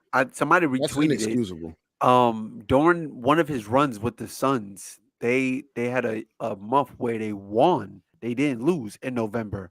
So I just think it came back full circle that they had a no loss November and now a no win November. At some point, I made this, and I talk about this a lot with Laker fans. Like at some point, like yeah, we can blame the coach all we want, but once you get in between them lines, the coach don't hold no authority with what's going on, man. On the court, exactly. To a certain degree. So like that Suns not losing a game. I'm sorry. Look at the talent you had on the floor. Right. Like your coaching skills comes in when you have a team like Detroit that needs like guidance and needs to understand how to play the game. Yep. Like that is no excuse. Mm-hmm. As an NBA coach, you cannot go winless in a whole month. Yeah. At some point, the players get the blame. Yeah, they get some culpability with that. But at the end of the day, when you have a young team like that who kind of don't know what's, direction they're going in, you got to make sure communication is on point. You got to make sure expectation is on point. Like now, Jaden Ivey could be like, yo, I was just playing well last season. What did I do wrong? And now he's questioning himself as an NBA player. And you got to look at what was there last year to what's here this year. Right. And speaking on that. And it's better talent this year. Yep. And the Pistons are actually on pace to having like one of the worst seasons of all time. Like, because I think percentage-wise, the Bobcats has one of the worst seasons in NBA history. They won like 10% of their games, some weird stat like that. The Detroit Pistons is currently on pace to having one of the worst seasons in NBA history, which is crazy. Yeah, that's not 2 wins and it's December. Come on, man. 2-17. I don't think the Nets, when they won 12 games in the season, started off this bad. This is horrible. What's the record? 2-19, the Pistons? Yeah, it's either 2-19 or 2-18. And how you lose 17 straight? They lose 17 straight. And I have people telling me that they're gonna be more competitive, this and that, and the third. I'm like, okay, they wasn't the first week. It wasn't the first week when those 2 games, and then it's like, what's happening? Oh no, this part of tanking. It's part of the young guys. It's part of the building the culture. You're building the culture of losing. And last time I checked, the Detroit Pistons franchise, they won 2 titles. They won with 3 titles. They had Hall of Famers. They had really, really good teams. They had Hall of Fame teams. And you mean to tell me the city of Detroit is going to allow this type of play? And like at some point, they're going to have to at least invest in getting winners into the culture, getting winners into the locker room, getting veterans into the locker room, because you cannot have a bunch of young players on the squad that's going to have a culture of established losing. Well, actually, there are a couple of veterans: Bogdan Bogdanovic, who's on the trade block, Joe Harris, Alec Burks. So you still have a decent veterans, but at the same time, it's like, okay, like where's the winning? Where you gotta show me something. You gotta show us something. Like, and I think also part of that is due to Cade Cunningham. He's not taking that leap. Like and get I thought, get Killian Hayes of the starting rotation. Like stop. No, we're gonna stop right there. What? We're gonna stop right there. He We're not gonna do this to Cade. No. Don't do that, Armani. Don't do that. Look at his numbers. Let's look up his numbers. Oh, by the way, get Jaden look Ivey. up I need him in the his starting numbers. lineup. I need Jaden Ivey in the starting lineup and get Killian Hayes off that team, please. So he's a second coming of Frank Ntilikina. He's a second coming of Frank Ntilikina. Like stop. Let's stop. Woo! I don't know. Frank Ntilikina is I don't know. I've seen some good games from Killian Hayes. I've seen some. Yeah, I have not seen one good game from Frank Ntilikina. I'm sorry. I'm not gonna lie. I've I've seen some good games from Killian Hayes. Hayes at least, but Frank Ntilikina, no. He wouldn't even get run in the G League. He's with the Charlotte Hornets. Yeah, not even playing. and he not getting run. That's the point. That's the point. Yeah, that Frank Ntilikina, we couldn't let that go, man. That was crazy, man. Well, I'm sorry. I had to go there. How you guarding Trae Young with 3 seconds left? Listen, in Armani, a playoff game and he even played the whole game. I understand what you're saying about Cade. I understand, but I feel like, it's due to circumstances. He's shown us what you feel like you don't see from Cade. The aggressiveness. You're the best player on the team. Take the ball. Control the offense. Stop passing the dead ball. It's your team. That's what he's trying to do. What Halliburton's doing on Paces. Yeah. Halliburton is he's nowhere near Halliburton. Like, and you know what's crazy? Like, and shout out to my boy Mel. Hallie is his favorite player, yo. And I'm just sitting there watching last night's game, and I watched, a couple Pacers game this season. I'm just like, yo, this dude is really, really good. Really good. I don't really like his jump shot, but the fact that he had Drew Holiday off balance all day last night. He had him in circles. Hold on. You said Mel? Yeah. You said his favorite player is Tyrese Halliburton. He's a Nugget fan? Yeah, he's a Nugget fan. Right? Yeah, okay. All right. Yeah. All right. But Hallie is he's special. But and also then again, he has a better supporting cast. Halliburton has a better supporting cast than what Cade has. But I'm like, yo, bro, like Cade, like be aggressive. You know what I'm saying? Like it's not even on some pick your shots. Shoot the shots. He is shooting the shots though. Take those shots. Be aggressive. I feel like he's doing that. It's just he's trying to, but you gotta understand he's too. He's not getting the help. He's not getting the help. He's in a brand new system that's probably confusing everybody. Again, it circles back to Monty at the end of the day. It circles back to Monty because they didn't have no problem last season. They were just devoid of talent. You have some comparable talent now, and you're worse than you were last season. That don't add up. Yeah, that don't add up. Give Cade some time, Monty. I'm telling you. That kid is absolutely special. He's special, and we gonna come back with Cade and that Cade Hallie talk soon. I'll put it like this: I'd rather have Cade Cunningham than Quinn Grimes right now. Absolutely. Come on now. What? Well, of course. I mean, duh. Because right now, Quinn Grimes, he's a no-show right now. Again, he's not starting two guard. You're going on your rant. Okay. Oh, and no, I'm not going to. The same guy. Wait. The same guy that they wouldn't trade. They wouldn't put in a package trade for any star.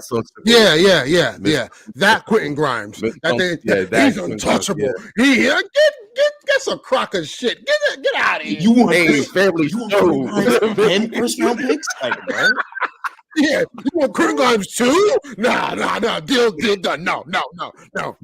Walk away from the team. Too much in a trade. That's all our rotation. Quentin Grimes? Rotation of cardio. They lied to me.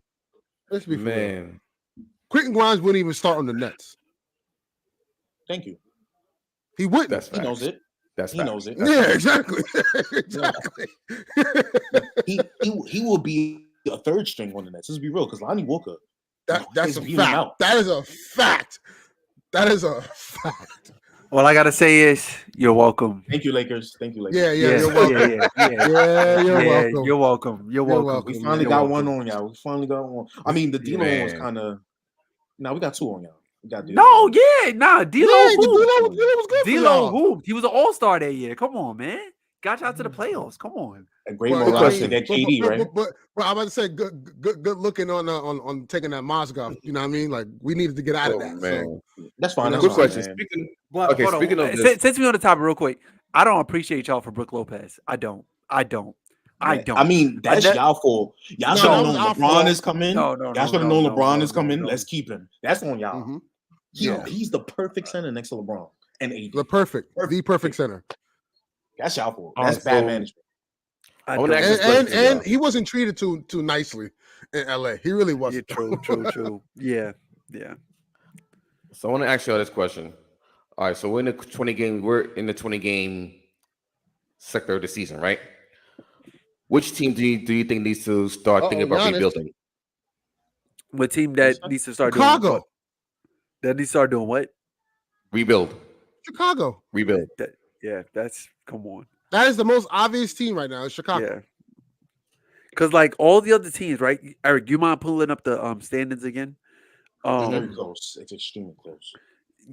Yeah, the teams are very close, and it goes to show you that this league is very competitive, especially this season. But Chicago is like the number one answer of the team that need to rebuild, at least for all the other teams that we spoke about, as far as like bottom feeders and stuff like that. Like you look at the Pistons, you look at the Wizards, Spurs. I think the Spurs, like those teams have young players that just need to I don't want to promise. The Bulls are in no man's land. Yeah. You're stuck with a max guy. Yeah. Right? Making over $42 million a year. He's about to make 50 in a few years. And he's on his second year of that deal. Yep. You have another guy, an aging star, right? Or all-star, who is a free agent that you can lose him for nothing. You have a point guard that's injured and you don't know if he's going to come back or not. Like, they're just the Bulls need to just tear it all down, and restart, recoup some of the assets you can get back, because they had their pick this year, and I believe next year it gets conveyed to Orlando, if I'm not mistaken, or San Antonio. If I'm not mistaken, I could be wrong. I can fact check me on that. And then also on top of that, their role players are just what happened, Josh? They gave up their pick last draft. And that's how last draft they give up their pick. Yeah. And then their supporting cast is not really that good either. Like Vucevic is not the player that they got when they made that trade, that awkward trade in midseason. And he was an all-star in Orlando. He was all-star in Orlando. He's declining, and plus he doesn't match up well against other centers. Like he's just very offensive driven, doesn't play defense. Kobe White is still in a situation, him and Ayo, where they don't really understand their role on the team. Caruso is like the perimeter defender who needs to be in a better situation. Patrick Williams, I'm sorry, like if it's a different change of scenery, then okay, but he's not proving. Remember that year when he was injured, it was like, oh well, when Patrick Williams get back, like it's not that. So the clear answer is, and the right answer is, the Chicago Bulls. Every other team that we spoke about has some upside, has some promise, has some young players that it's just unfortunate that they're just not winning games right now, and that's going to happen in NBA, right? All teams is not going to be able to win, but you look at the personnel and the players on that team, you're like, okay, in the next couple of years they'll be all right. Yeah, I think the Bulls are the team that has a clear indication that needs to blow it up. But also, I think Washington's having some buyer's remorse on Jordan. Yeah. It looks horrid, man. Like, but yo, all I'm gonna say is though that we all see this coming, bro. You got Jordan Poole and Kyle Kuzma on the same team. What you expect? You got two knuckleheads running the show. Two knuckleheads is your best player. What you thought? Like, come on, man. Come on, man. That's too easy. Like, come on. Yeah. Milwaukee's pulling away. It sure is. They are pulling away. Guys with a 3, and he missed it. Expected. Damn. Meh. Third quarter of doom as usual. Yeah, that's why I said, like, yeah, the game was close, but I'm like, y'all getting away from what y'all normally do, and that's play defense. And now Giannis is going to the line. He could push the lead to 9. So yeah, it's looking it's not looking dark, but it's looking shadow right now. It's looking shadow.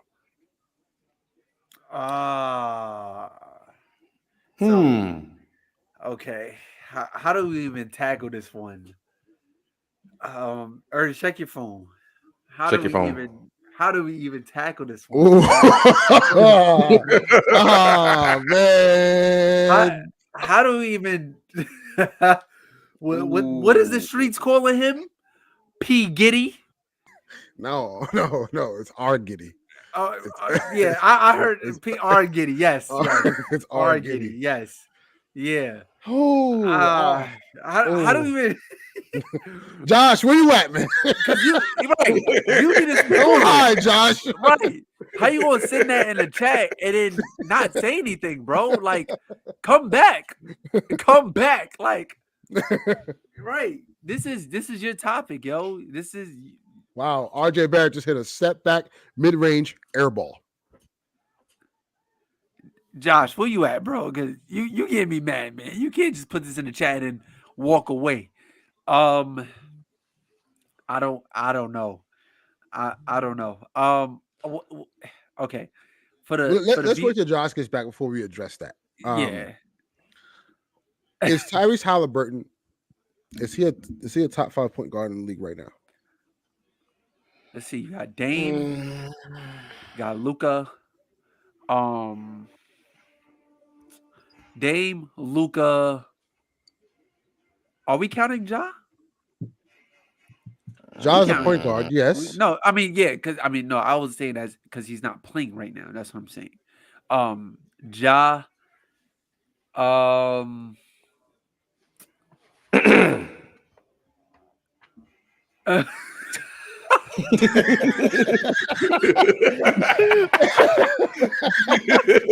Nah, Josh, come back, Josh. Because I don't. He wants to address this Josh Giddey thing, but he keeps double dutching. Like, yo, Eric, you gotta chill, bro. Like, come on, man. When is time? When is to be like his time? Like, for real? Like, you just don't average like 25 a game in the playoff series and not be considered at least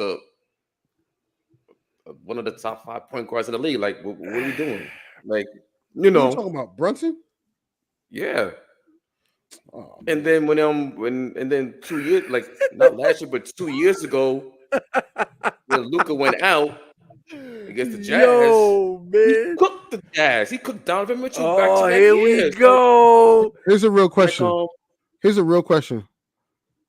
Is he better than D'Lo? Yes. I'm taking Brunson over D'Angelo Russell. Like, what are we doing? Ern, I'm gonna be honest with you. No, seriously. Seriously. Career highs this year. That's all I'm saying. No, right. And okay, so and here's my question: are we going based off this season right now? Well, overall, obviously, okay. Brunson. No, right, and I'm trolling because like Brunson is the guy. He's the guy on the Knicks. Right. D'Lo clearly is like the third, sometimes fourth, sometimes fifth, depending on the day. And sometimes we be yelling in the group chat at D'Lo. So yeah, come on. D'Lo has been playing some great basketball, especially committed to the defensive end. But that's this is off topic. This is something I just need every game from you. When the jump shot is not falling, play defense, but also like the other night. Right? Also, he had 10 points, but he had like 5 steals. Also, he hasn't been turning over the ball. He hasn't. And that he's shooting over 40% from 3 this year. And that was my biggest issue with D'Lo. The dumb turnovers, the really dumb turnovers. But I'm sorry. All right, I'm sorry. but yeah. All right. What did I come back into? Wait. So because you were double dutching, right? You sent that pipe bomb in the chat and walked and then away. you disappeared. Right. So we gotta talk about the real, cover the real. You know what I'm saying? We wait for you to come back. So we started talking about like the question started off, is Tyrese Halliburton the top 5 point guard in the league right now? And Eric got upset. Well, he didn't get upset, but he was just like, well, like, where's the Brunson love? Look, I Brunson's better. named Dame, like, Luka. I named Dame, Luka, Ja, right? And then when I got the number 4, it was like, yeah, that's what I'm saying. Where's Steph? Yes, Steph. I knew I was against somebody. Where's Shy at? I'm the shade. Where's Fox at? Oh, yeah, where's Fox? Y'all, I ain't gonna hold you. I'm sorry, y'all. I'm hungry today, y'all. So wait, what we talking about D'Lo for then? We talking about top point guard? Nah. Because he started going on a rant. Eric started going on a rant about Jalen Brunson, and I said, well, is he better than D'Lo this year? He's cool. No, yes. No, it was just a question. Brunson is cool, but it's like I don't know if he's better than Fox and Halliburton. He's not better than teetering with Fox and Halliburton to me. Yeah, and to be honest, before LaMelo got hurt, facts. LaMelo was hooping. Facts. LaMelo was hooping, and they was winning. It wasn't like hold on. You see that line? Hold on. The score, yeah. You see that Middleton, the score is 91-78. That's why Eric been quiet as hell. It been so quiet, you can hear a mouse piss on a cotton pad. That's how quiet it's been over there. Hey, let's change that. Let's change that name right there. Yeah, you might. Yeah, change that name because y'all ain't going to Vegas, okay? Y'all ain't going to Vegas. Listen. Unpack the bags. Listen. Cancel the flights. Get on the A train. Throughout the whole year, they have. Before y'all start, I know you're talking right now, but listen. Third quarter is not their quarter, but this team has made a habit of going down big in the third quarter, and then fourth quarter somehow, some way they make it to they miraculously come back. Resilient against Giannis. Yeah, the last game, yes. Yeah. They came back. Yeah, they were down like 11 in the fourth. Yeah, going to the fourth quarter. Then Julius Randle messed it up. Yeah, they had a 1-point lead with under a minute to go. Brunson was hooping, and then he was hooping. Brunson had 45 that night. He was hooping. Yep, he was hooping. Let's not forget that. Let's see what happens. Let's see what happens in the fourth quarter. Right now, Josh, where you going, man? We need to have that talk, Josh. Come on. Yeah, Josh. All right, you put it in the group chat. Talk, Josh. You talk about it. Mm-hmm. This is your. So, there you go. Guys, real talk about the real. It's been some crazy stuff going on since we been on this hiatus, and I just want you to know. You remember when R. Kelly was singing overseas? Do you want to come to America? Do you want to come to America? Yo, that was wild. Oh, it should be like that. It's just crazy what they let happen before they was like, yo, this guy's wild. Josh Giddey, guys. Josh Giddey is in the news for having sexual relations with a minor, high schooler. And every time we hear a story, a little snippet of the story, it gets worse. It's like we find out it's a relationship from 2 years ago, and the girl is like 15, 16 now, and 2 years ago, it's like, do the math. It's like, man, I know you're 19, but still, bro, like, you're an adult. Mm-hmm. Like, I really hope, because we got to get innocent before proven guilty, but it's not looking good. And you're in the NBA, bro. Like, you're in the NBA. I know you're in Oklahoma. I never been to Oklahoma City, and I never been to Oklahoma. And, I don't know if there's baddies running around, but, bro, you're in the NBA. You're in the NBA. You're making mad bread. What are you doing? And you're flying to different cities. That's the luxury of playing the game of basketball, especially in NBA. You go to different cities in the country, and this girl was in LA, supposedly. Talking about flying different cities. She's from LA. That's where the legal stuff come into matter because the age of consent in LA or California is 18. Crazy. Way that, man. So I really hope this is not a Karl Malone situation. If you guys don't know about Karl Malone, just type his name in. Just type in Karl Malone's name, and you'll see. I if really you ain't hope, sure what's going on. I just really hope because we don't condone of this type of behavior, and I think the NBA, even though there's a lot going on, people saying, "Oh, why is he playing?" and this and that, but at the same time, if you sit him, it makes matters worse. It makes it look like, he actually did it.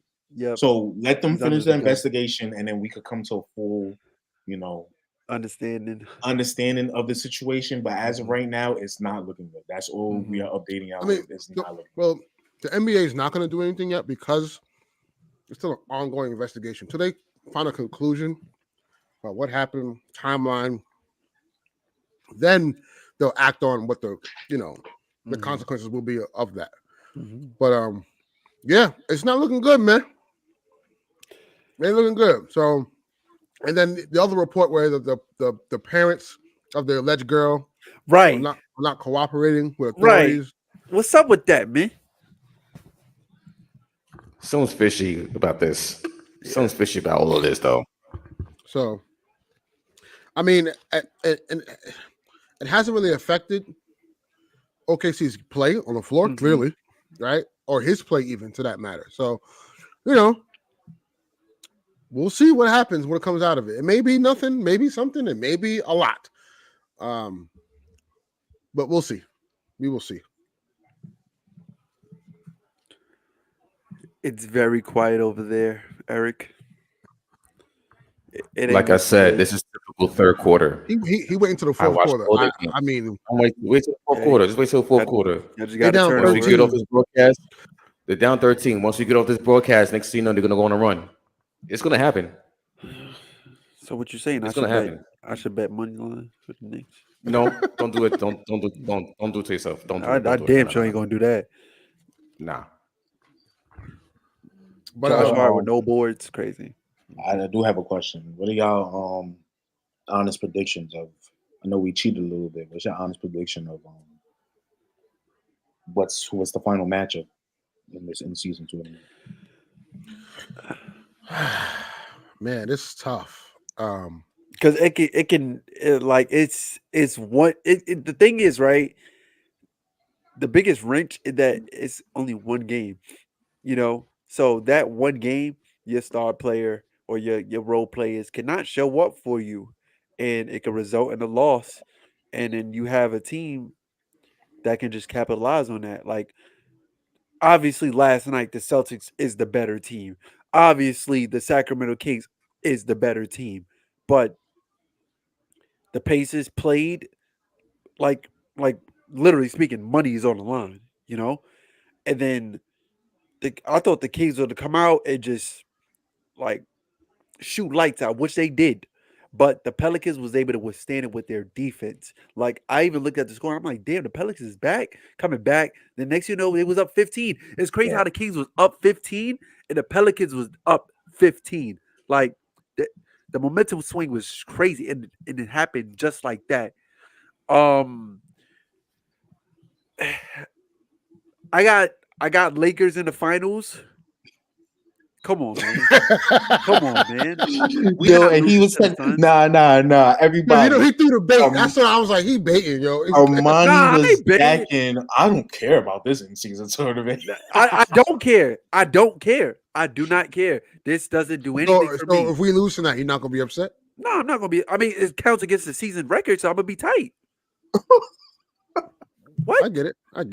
Right. Come on. It still counts. It's still a regular season game, just with in-season tournament. Think about it like this, Armani.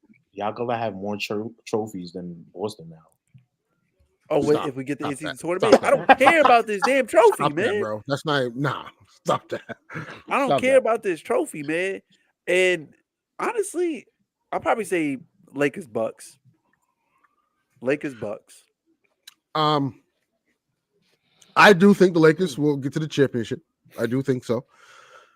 But in the East, if the Bucks win this game, I got the Pacers beating them because they don't play any defense, and that's right up the Pacers' alley. Like, you don't play defense, they're gonna just run up the score on you. Yeah.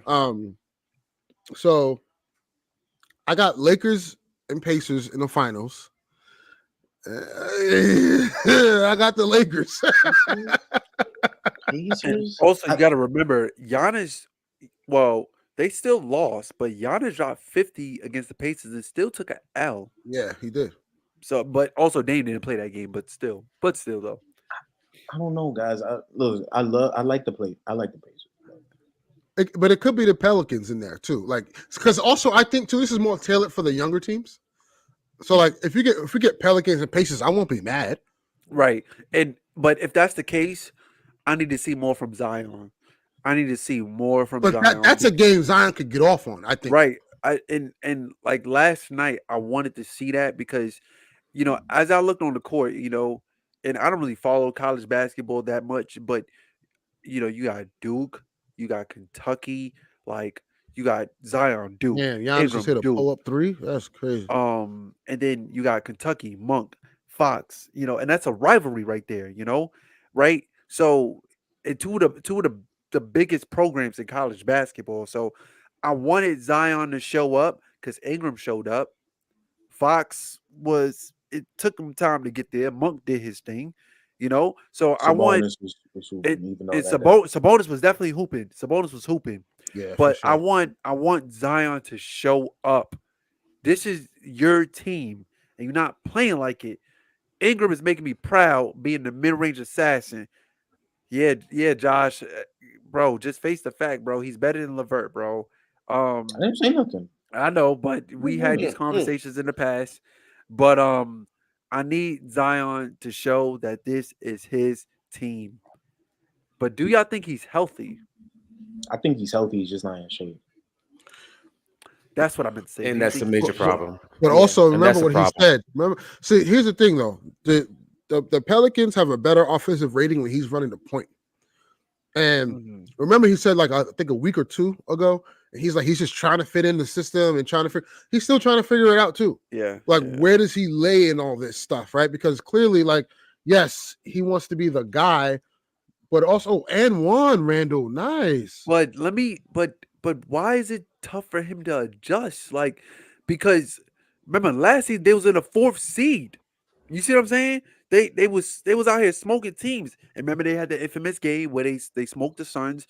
He had the windmill dunk at the end of the game to prove a point. So what is different about last year than this year? Last year during that time when the Pelicans were like soaring like that, no pun intended, but they remember that Ingram did not play any of those games. And Zion was kind of he was on the bench. He had that wrist injury. Oh, yes, true. And Zion was kind of like the guy. He was running free reign. He was like everything ran through him. And true. That's what it's just like. And I think we all talked about this about the Pelicans. Like, this team could be good, but this team never plays together. It's always Ingram by himself or Zion by himself. Yeah. Yep. So they don't know. Somebody's always together. hurt. Yeah. Okay. And then when you had the emergence of Trey Murphy, who took that secondary role, and it was just like, and Herbert Jones. Yeah, and it's like these guys is coming up, and they're the guys who's always healthy. But again, Trey Murphy was out, and then Zion's out. It's just like, then Herb Jones was out. He just got back. Yeah, Murphy just got back this year. Like this is like the first time where everyone's healthy. Alvarado just got back last week. Alvarado's been out for a while. Yeah. Right. Exactly. Yeah. So like he's like I said, he's trying to figure out his footing.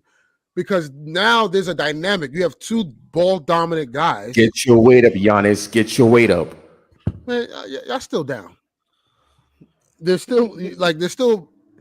have two ball dominant guys who need the ball to do what they got to do. And don't get me wrong. Listen, at the end of the day, like Ingram is a ball stopper, but he gets his buckets.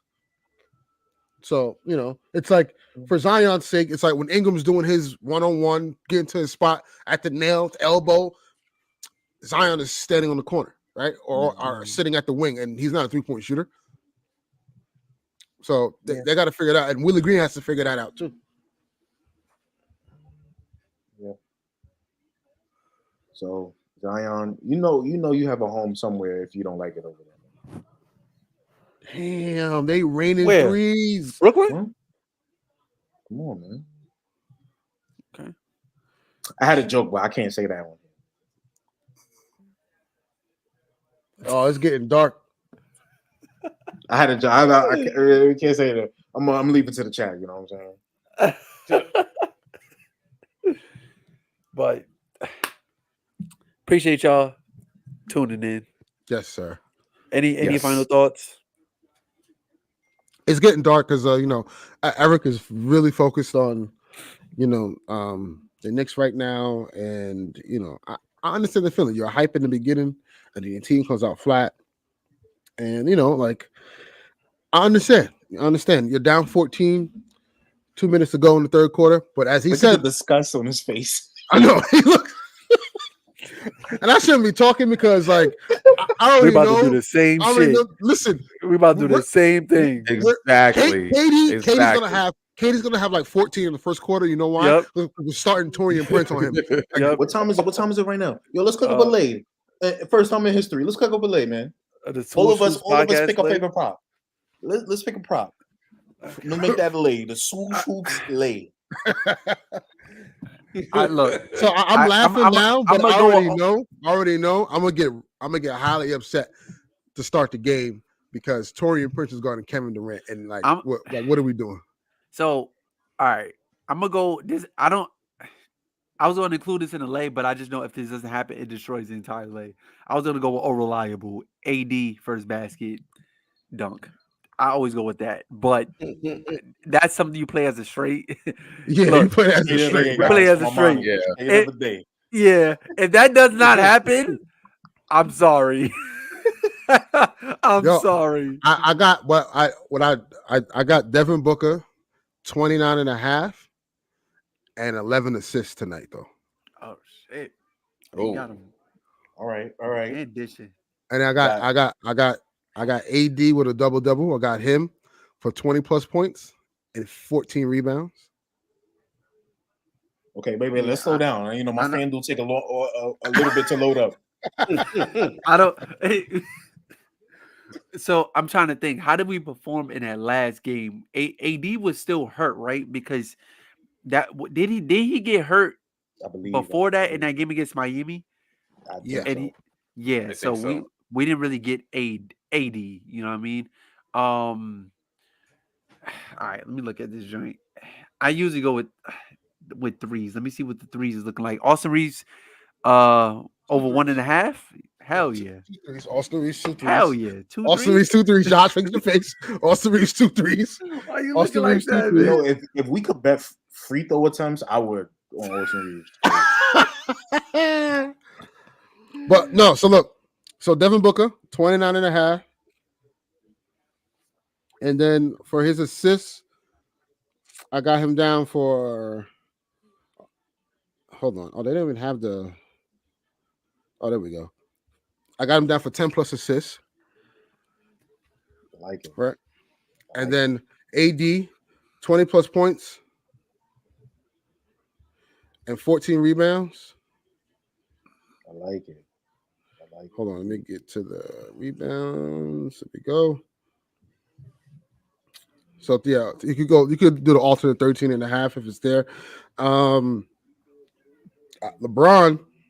I'm gonna go with 12. I'm gonna go with 12.5, just to be on the safe, because AD. You know how AD get, man. He's averaging 13 rebounds right now. But you know how he get, man. At the very least, he's gonna get the rebounds. I'm gonna warn you, Armani. If Austin Reeves is the only leg not to hit, man.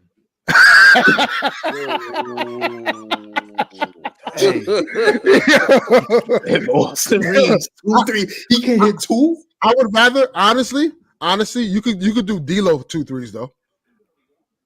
Let me see. What is that looking like? What's that odds? That's probably minus 500. Oh, it's the same thing. D'Lo 2 threes is minus 175. You take that. Yeah. You take it. Okay. Now D'Lo. Yes, D'Lo. Okay. 2 threes, D'Lo. Trust me. Trust me. Hey, I'm trusting you, man. All right. So what? Eric Gordon 2 threes. That's a lock. Oh, that's a lock. I would hope so because there's been a few times he didn't do that for me. I will hope so. All right, and then what we doing for Braun? What Braun doing? So Braun, I have Braun down we for keeping it simple. 20 points. Yeah, 20 points. I really want to bet on his boards, but sometimes he doesn't board for me. If he were boards, yo. 20 points, 6 assists, 8 rebounds. Well, no, sorry, 20 points, 26 and 6. There we go. 20 points, 6 assists, 6 rebounds. So do they do points, rebounds, and assists? Oh, like the total? Combined? Yeah, combined. That might be safer. You play that. Okay. Yeah, because it's gonna rack up either way. If y'all want a winning ticket, y'all better listen up right now, bro. Somebody probably watching. Man, this ticket sucks, man. God, this sucks. Kevin Durant, I got him down for 25 plus points, 4 assists, and 4 rebounds. LeBron always got to have a one-up on him, right? Always. You got LeBron 26 and 6. You got KD 25 4 and 4. This is crazy, man. Always. I respect it though. And then we doing the points, rebounds. Oh my God! See, Angel, we didn't add Reeves. Angel, we took Reeves off. That was Armani. I said D'Lo 2 threes. D'Lo 2 threes, and I also got D'Lo. Got D'Lo with 4 assists though. Just know, if Austin Reeves get 2 threes, y'all not gonna hear the last of me. Armani, I'm gonna add Austin Reeves 2 threes on the same ticket on a private leg. Yeah, right. Or play it straight. Right. Or play it straight. I also got D'Lo down for 4 assists. All right. This is late. This is 12 legs, man. 13. It's 13. Yeah. Did you add D'Lo assists? I did. I only got 12. How you get 12 on that? No. So I got Booker. Oh, I didn't put when I put Wait. So okay, this KD. is what I have. I have Book over 28 and a half. You take on the money line. I'm not taking the money line. I'm sorry. I'm sorry, Lakers. I love you. I never take the money line. I'm not taking the ML. I never. And before I say anything, like I didn't know that Detroit was winless. So I'm like, everybody on Twitter's like, watch when the Lakers play them. We're gonna lose against Detroit. And I'm like, you know what? I believe it. I can see us losing to Detroit. Because that's just what we do. That's what we do. You know what I mean? That's what we do. We let journeymen cook up. Why did Jordan Goodwin for the Suns was cooking up against us the first time we played the Suns? Why? Why? So look. Why? So we got Devin Booker, 28 and a half. 10 assists. Oh, I thought it was 29 and a half. Oh, it's 29. Yeah, all right, yeah, 29. Okay. 29 and a half, D-Book. 10 assists for D-Book. 20 points for AD. 13 and a half rebounds for AD. D'Lo, 2 made threes. Eric Gordon, 2 made threes. LeBron, 20 points, 6 assists, and 6 rebounds. KD, 25 points, 4 assists, 4 rebounds, and D'Lo, 4 assists. I didn't put the KD rebounds because when I added it, it didn't add no value. It didn't add nothing at all. Really? So I don't want that to miss. And then I'm like, yo, it didn't add no value, and I lost the leg. When I added it, I still won the same amount. It says I will win the same amount. So take it off. I don't know if it's for that for y'all too. Hold on, let me see. 4 rebounds, you take this off. I mean, it for me it dropped. Hold on. Oh, nah. Add that 4 rebounds. Yeah. Add that 4 rebounds. What? I didn't get that. What the? Nah. Look. Oh. Yeah. I see it now. Add that 4 rebounds for KD. Angel said send him to play when we done. Now, we got you, bro. We got you. We put in 10 or 5 on this. I'm putting 5. 5, man. 5. Yo, come on, man. 5 went 9. $5, man. What you putting on it? 5 went 9. And hold on. I low key not, but low key though, history does say Eric Gordon do be cooking when he plays us. I'm tempted to put 7.5 points on the lay. That's what they got his points at? Nah, his lowest is 6.5, but 7.5 points is minus 700. I'm weak. All my homies like, yo, send the play. Oh wait, nah. Actually, that one don't add any value for me. I got y'all. New segment, y'all. Right, new segment. Just like TNT got their little joint, we got the FanDuel play of the day. Nah, wait, let me just see, because even though I don't know if I'm gonna put it there, let me just see if I add this guy to the lay. Who? Austin Reeves. Hold on, my homie saying that Eric Gordon Austin 3s was recommended. It looked today. good, don't it? I know. So they said out of 8 of 10 games, Eric Gordon 3s is cleared. Yeah, man. That's what I'm saying. Yeah. I think 2 threes is a lock for Eric Gordon for sure. Yeah. If you add Austin Reeves with $5 when you $1,500, guys, that's what I'm saying. I don't know. Austin Reeves 2 threes. What's that looking like? That's plus 135. Look at what that do to the lady. Oh, wait a minute. Come on. Talking my language. Hey, Austin, I need you to come through. You know what? YOLO. We're doing it. YOLO. We're doing it. I bet. What about Max Christie? I'm not getting. No. Wow. Right. Might as well add Nurkic now. Austin Reeves go for 2 threes, man. All right, so it's a 14 leg. 14 legs. $5 wins you $1,600. Yeah, 1643.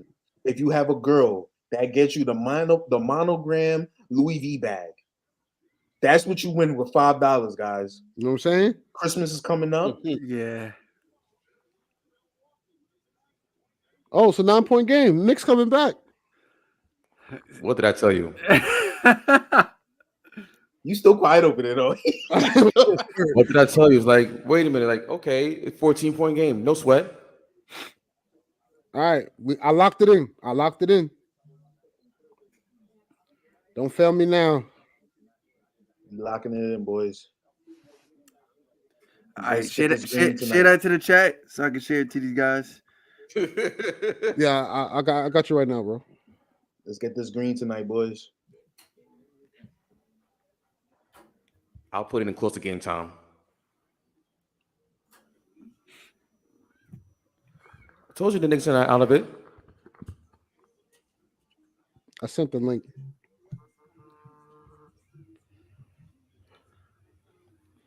Hopefully, ladies and gentlemen, you guys will tail and you guys win some money. But until then, thank you. Episode 50 is a milestone. And if y'all win some money, I'm about to be on my KD. Send me some money. Send me some money. Yes. Send me some money. Drop your cash apps. You know what I'm saying? Drop your cash apps. Right. Send me some money. But thank you guys. 50 is a milestone for sure.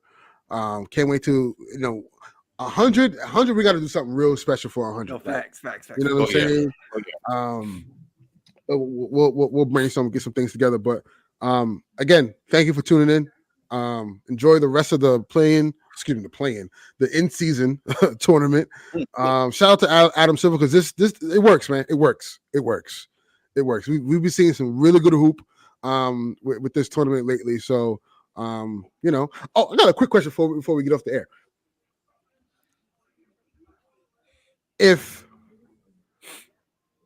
Would it be crazy? Let's just say a team wins the in-season tournament, wins the in-season tournament MVP, is on the in-season tournament All NBA team, then is an All NBA player and wins the chip and is the Finals MVP. Is that legitimize stamp? That's the greatest season of all time. Yeah, I mean, greatest season of all time. Yeah, because okay. The last person I think that had a season like that where they damn near won almost every award was LeBron 2013. Won MVP, Finals MVP. 2012. Won gold in London. Was it London? London. Yeah, London. And then he remember in that was that the same? No.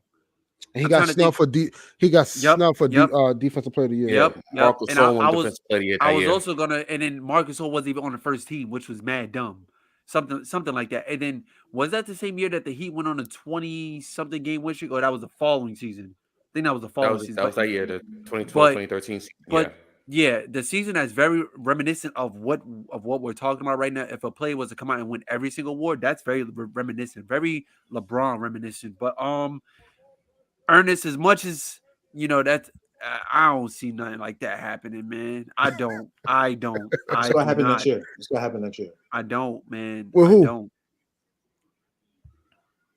Do you not read this name right now? Oh my god! All right. And on that note, ladies and gentlemen, and on that note, we are ending the stream because apparently Cam Thomas is going to have the greatest regular season of all time next season. He's gonna be the in-season tournament MVP, win the in-season tournament championship, all NBA in-season tournament, get to the All-Star game game MVP, league MVP, all NBA first team, and NBA champion. Well, you know what? MVP. You know what, Angel? Y'all didn't, because y'all suck. He said only if the Nuggets. All right, bro. But y'all don't care. See, y'all don't care. Right. Y'all don't care. But all of a sudden, only if the Nuggets. Oh, stop. You have gear up for that 7th and 8th seed you guys got to play in the playoffs, and do what you got to do then. And until then, we'll see what happens. But Mayor quickly is selling right now. Yeah, we're gonna let Eric enjoy the demise or the rise of the Knicks, and we're gonna end this. And hopefully, the Lakers come out with a W tonight. I for some reason I got this feeling there's a lot of smoke with this game tonight. Like LeBron getting there 5 hours before tip off. They asked KD, are you excited to play LeBron? With like something on the line. He's like, I'm excited when I play against anybody. I'm like, oh, okay, all right. So we see where this is going. So I think tonight is gonna mean something. We're gonna see some high level hoops tonight for sure. For sure. Isn't that mean stuff me? Is it? I'm gonna say this last. Isn't that part of LeBron's workout? Like, doesn't he get to the arena early anyway? No, not necessarily. No, okay. Not. See, here's the thing: when you're up in that age, not every he ain't doing that for the Grizzlies coming into town. Feel that. He know, KD's coming to town. Yeah, I got. I'm not 20. I can't just get up and go to the gym. Last time he saw me in the championship game, he embarrassed me.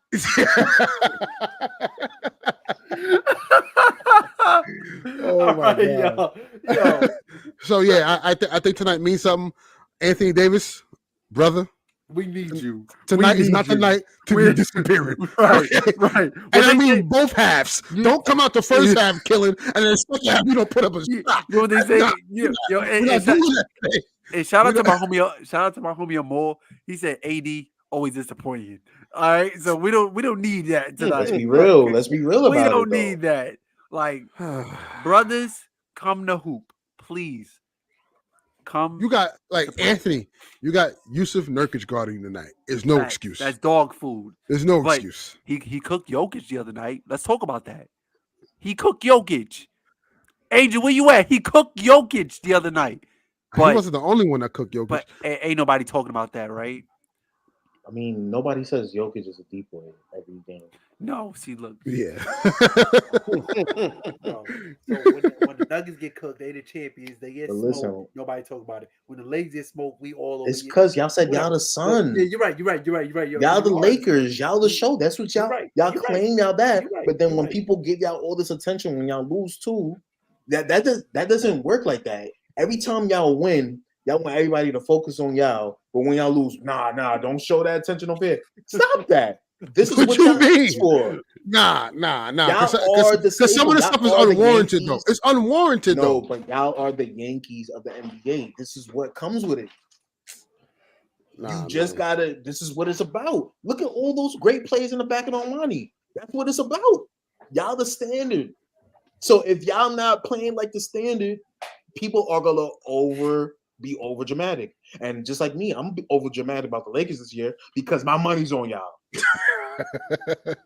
So every little thing that y'all do. Where's the email? Yeah, email. Yeah, Ime.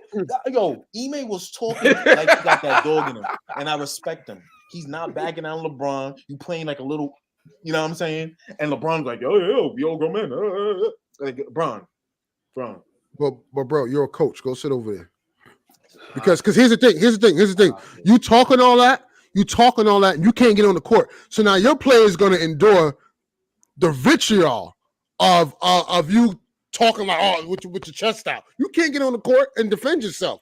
Now you're putting your players in a position to get their ass whooped. You know what's crazy? Somebody dig through the archives and found like plays of LeBron cooking Ime when he was he dunked on him when he was on the Spurs and Portland Trailblazers. But here's the thing about Ime that I like. He didn't shut up. When LeBron came up to him, he was still talking that talk. He was like Smokey. He was like, yo, yeah, I said it. I'm not gonna take out what I said. I can kneel alone. But here's the thing too. Like y'all were down 15 at the point. Y'all were down 15. You just a sore loser, bro. Y'all were down 15. You down 15. Why you talking, son? You calling email so loser. He was just mad because LeBron was like, that's why I poked. No, I'm not gonna go there. Good night, ladies and gentlemen. Good night, ladies and gentlemen. Leave alone. We appreciate you, baby. Okay. With that being said, we're gonna end the show. Yo, peace, y'all. And Michael Beasley. Malik Beasley. Wow. Just hit a 3. So yeah, the Knicks are down 15 again. And IQ is selling again, bro. If y'all took that money line, y'all should have just saved y'all money. Yeah. Killed. Well, good night, guys, and see y'all episode 51. 51. No, man, you're crazy right now. Don't do that. This game now. Nah, this game is over. Nah, this game is 8 minutes left. Nah, this game is over. They're not coming back. They're not coming back. It's all right, Eric. Eric, it ain't the chip, so don't get too upset. Eric, remember this for the rest of this tournament and the rest of the year when you see the Lakers struggling against whoever when it matters. Just remember this. Just remember this moment. We all got to play them. Wait, time out. Hold on. We still gotta see y'all at MSG in February 3rd. February 3rd. I'll be there. February 3rd. Yeah, and we see the Nets March 30th. That's a scrimmage. That's an easy dub. Why so late? What is that about? Nah, let's get out. Yo, we gotta go to a game. Yo, that's mad late. LeBron is not gonna play. LeBron or is not playing, bro. It is mad late. That's like near the playoffs. So, it's not happening. Yo, like, come on, man. We'll probably clinch a playoff spot. The Nets are probably fighting to get in, and we're like, we don't need this game. And Nick, you know what I mean? Let Cam Thomas have it. When we playing y'all in LA, and like soon, soon. Yeah, a couple weeks. I think like this month. Yeah, I'm not gonna lie, man. That might be Cam coming out party for real. All right. He never. Look. He never played. He never played actually in LA like that. He never played, and Kobe's his favorite player. I'm just saying. No, he did though. The preseason game, he was cooking. Wait, remember that? But I'm talking about a real game. He's like, yeah, I'm on time. 125-105. Good night, y'all. Good night, y'all. Good night. Y'all just egging it in right now. Okay, back it up. On that note, back it up. All I know is now. Hey, fellas, money, right? Eric. I mean, Armani. This is some great content because what you could do is you could clip what he said about the fourth quarter and then say a few moments later, and then hit the score.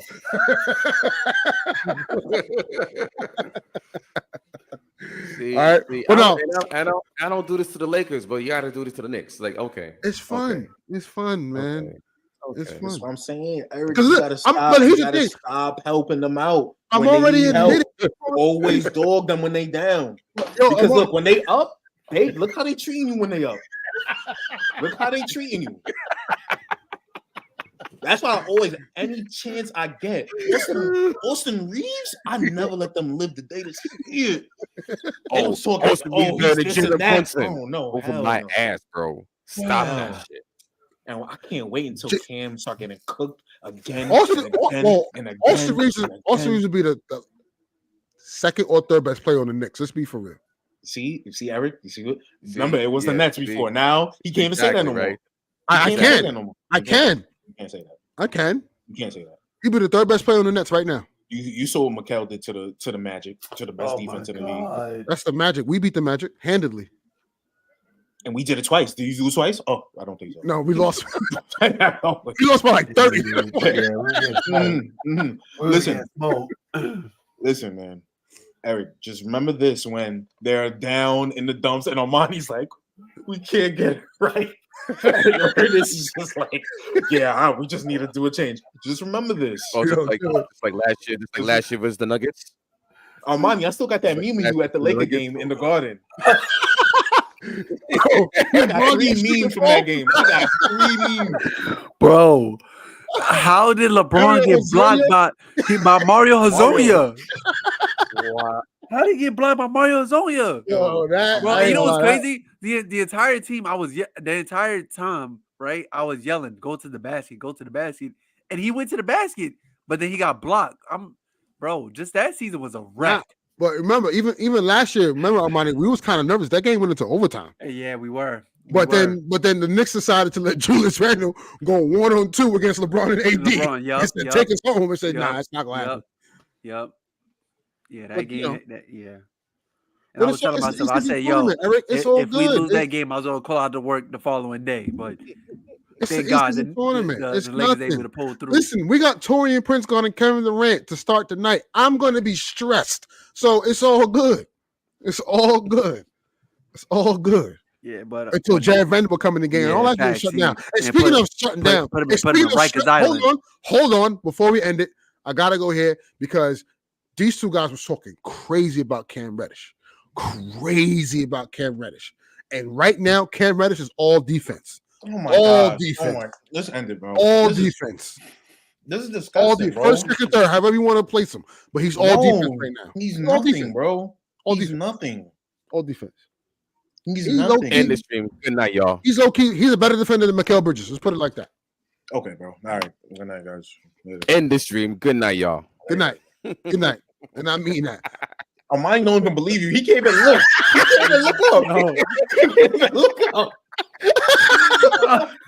Armani had to look somewhere else to be like, oh, this is crazy.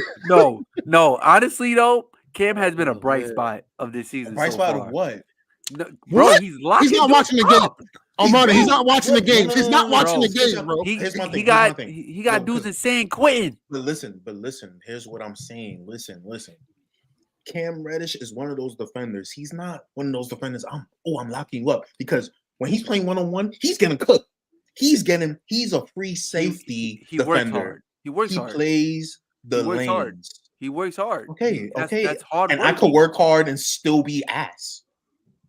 That's crazy. Hey, well, that's crazy. How is that not true? So stop talking about Cam Johnson like that because that's not even funny. But look, you know how I feel about Cam Johnson. He ass. You could keep doing that. I don't care about him. I don't care about him. That's one play I could bet the under on and feel great. And don't have to sweat. Saying about Cam Reddish is he's all off ball. He's a free safety. Free safeties look good because the stats look pretty. Oh yeah, the steals. But every time I look at his matchup, they kill him. Yo, 30 efficient. Hold on. The score is 134-113. But the thing about Cam though, we put him on their best player, so their best player is going to cook. But watch tonight how Cam is gonna have Devin Booker and Alcatraz. Watch it. See, you just setting them up. and we just betting on him. Why would you do that? Now you messing with our what was it, 1,600? Like, come on, man. That's crazy. Oh my god. But no, seriously, I gotta go. Yeah, facts. Thank you guys for you were just trolling at the end. It's all fun and games. But hopefully the Lakers win tonight. Hopefully they win tonight. In advance in the in-season tournament. It looks like the Bucks are on their way to Vegas. The score is 137 to 115 with 3 minutes or so to go in the fourth quarter. Yeah. Well, as Nick Fidel would say, who wants to see the Pacers and the Bucks at 2 I don't do that. p.m. Don't do that, bro. Don't do that. Don't do that. Don't do that because Nick Fidel sounds stupid saying that. Don't do that. Don't do that, bro. But I thought Mitchell Robinson was the best defender. I had to. Wait, what would you say? What you said? Nah, never mind. It's all good. No, just say it. Yo. Nah, I was talking about Mitchell Robinson. I'm like, I thought he was the best defender, but he getting cooked. It's an off night for him. See, there you go. I don't say nothing about Anthony Davis, but here you go about Mitchell Robinson. So okay. Okay. Listen. Six Flags, great adventure, baby. Hey, man. In the league. That's the one thing that's consistent. That's the one thing that's consistent is his defense. That's the one thing. Well, yeah. Don't worry, Mitch. You get him on the 23rd and get him on the Christmas. Don't worry. Okay. Okay. That's so bad. He gonna take it to Snapchat, bro. End the show. And they got the Celtics Friday. So end the show. They had the Celtics Friday, the Knicks? Yeah. Oh, Celtics going for blood because after that, yeah. But y'all could beat the Celtics, though, I think. I don't know, man. I don't know if I see Dog in that Celtic team. Jason Tatum being Guyanese took away his allure. What? Come on, bro. But honestly, I got a hot take. It's Drew's fault, but we're gonna talk about that another time. Let's be real. Let's be real. You don't see the flaws because they're winning. What'd you say? I said you don't see the flaws because they're winning. Are they?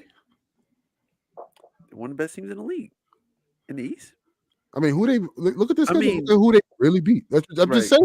They beat the Nets without Cam Thomas, so very flawed. and Mr. No Left is making about 35 million. 43 shot attempts, no assists. Yeah, that's nasty. That's nasty work. But anywho, good night, guys. Later, y'all. Good night, y'all. Thank you for joining. And watch the rest of these games. It's gonna be an interesting night. I'll tell you, because karma may come real fast at 10 o'clock. So. That's peace. I better see you talking to them, Eric. I better see it. I'm gonna. Oh, what? KD for 50. Let's go. That's cousin Devin Booker for 45. Let's go. Bet that right now. We got Jared Vanderbilt locking that up right now. Jared Vanderbilt locking that up. All right, let's end this. It's never gonna happen. All right, y'all. See y'all next week. Another episode of the Shoot Podcast. Peace. Peace, y'all.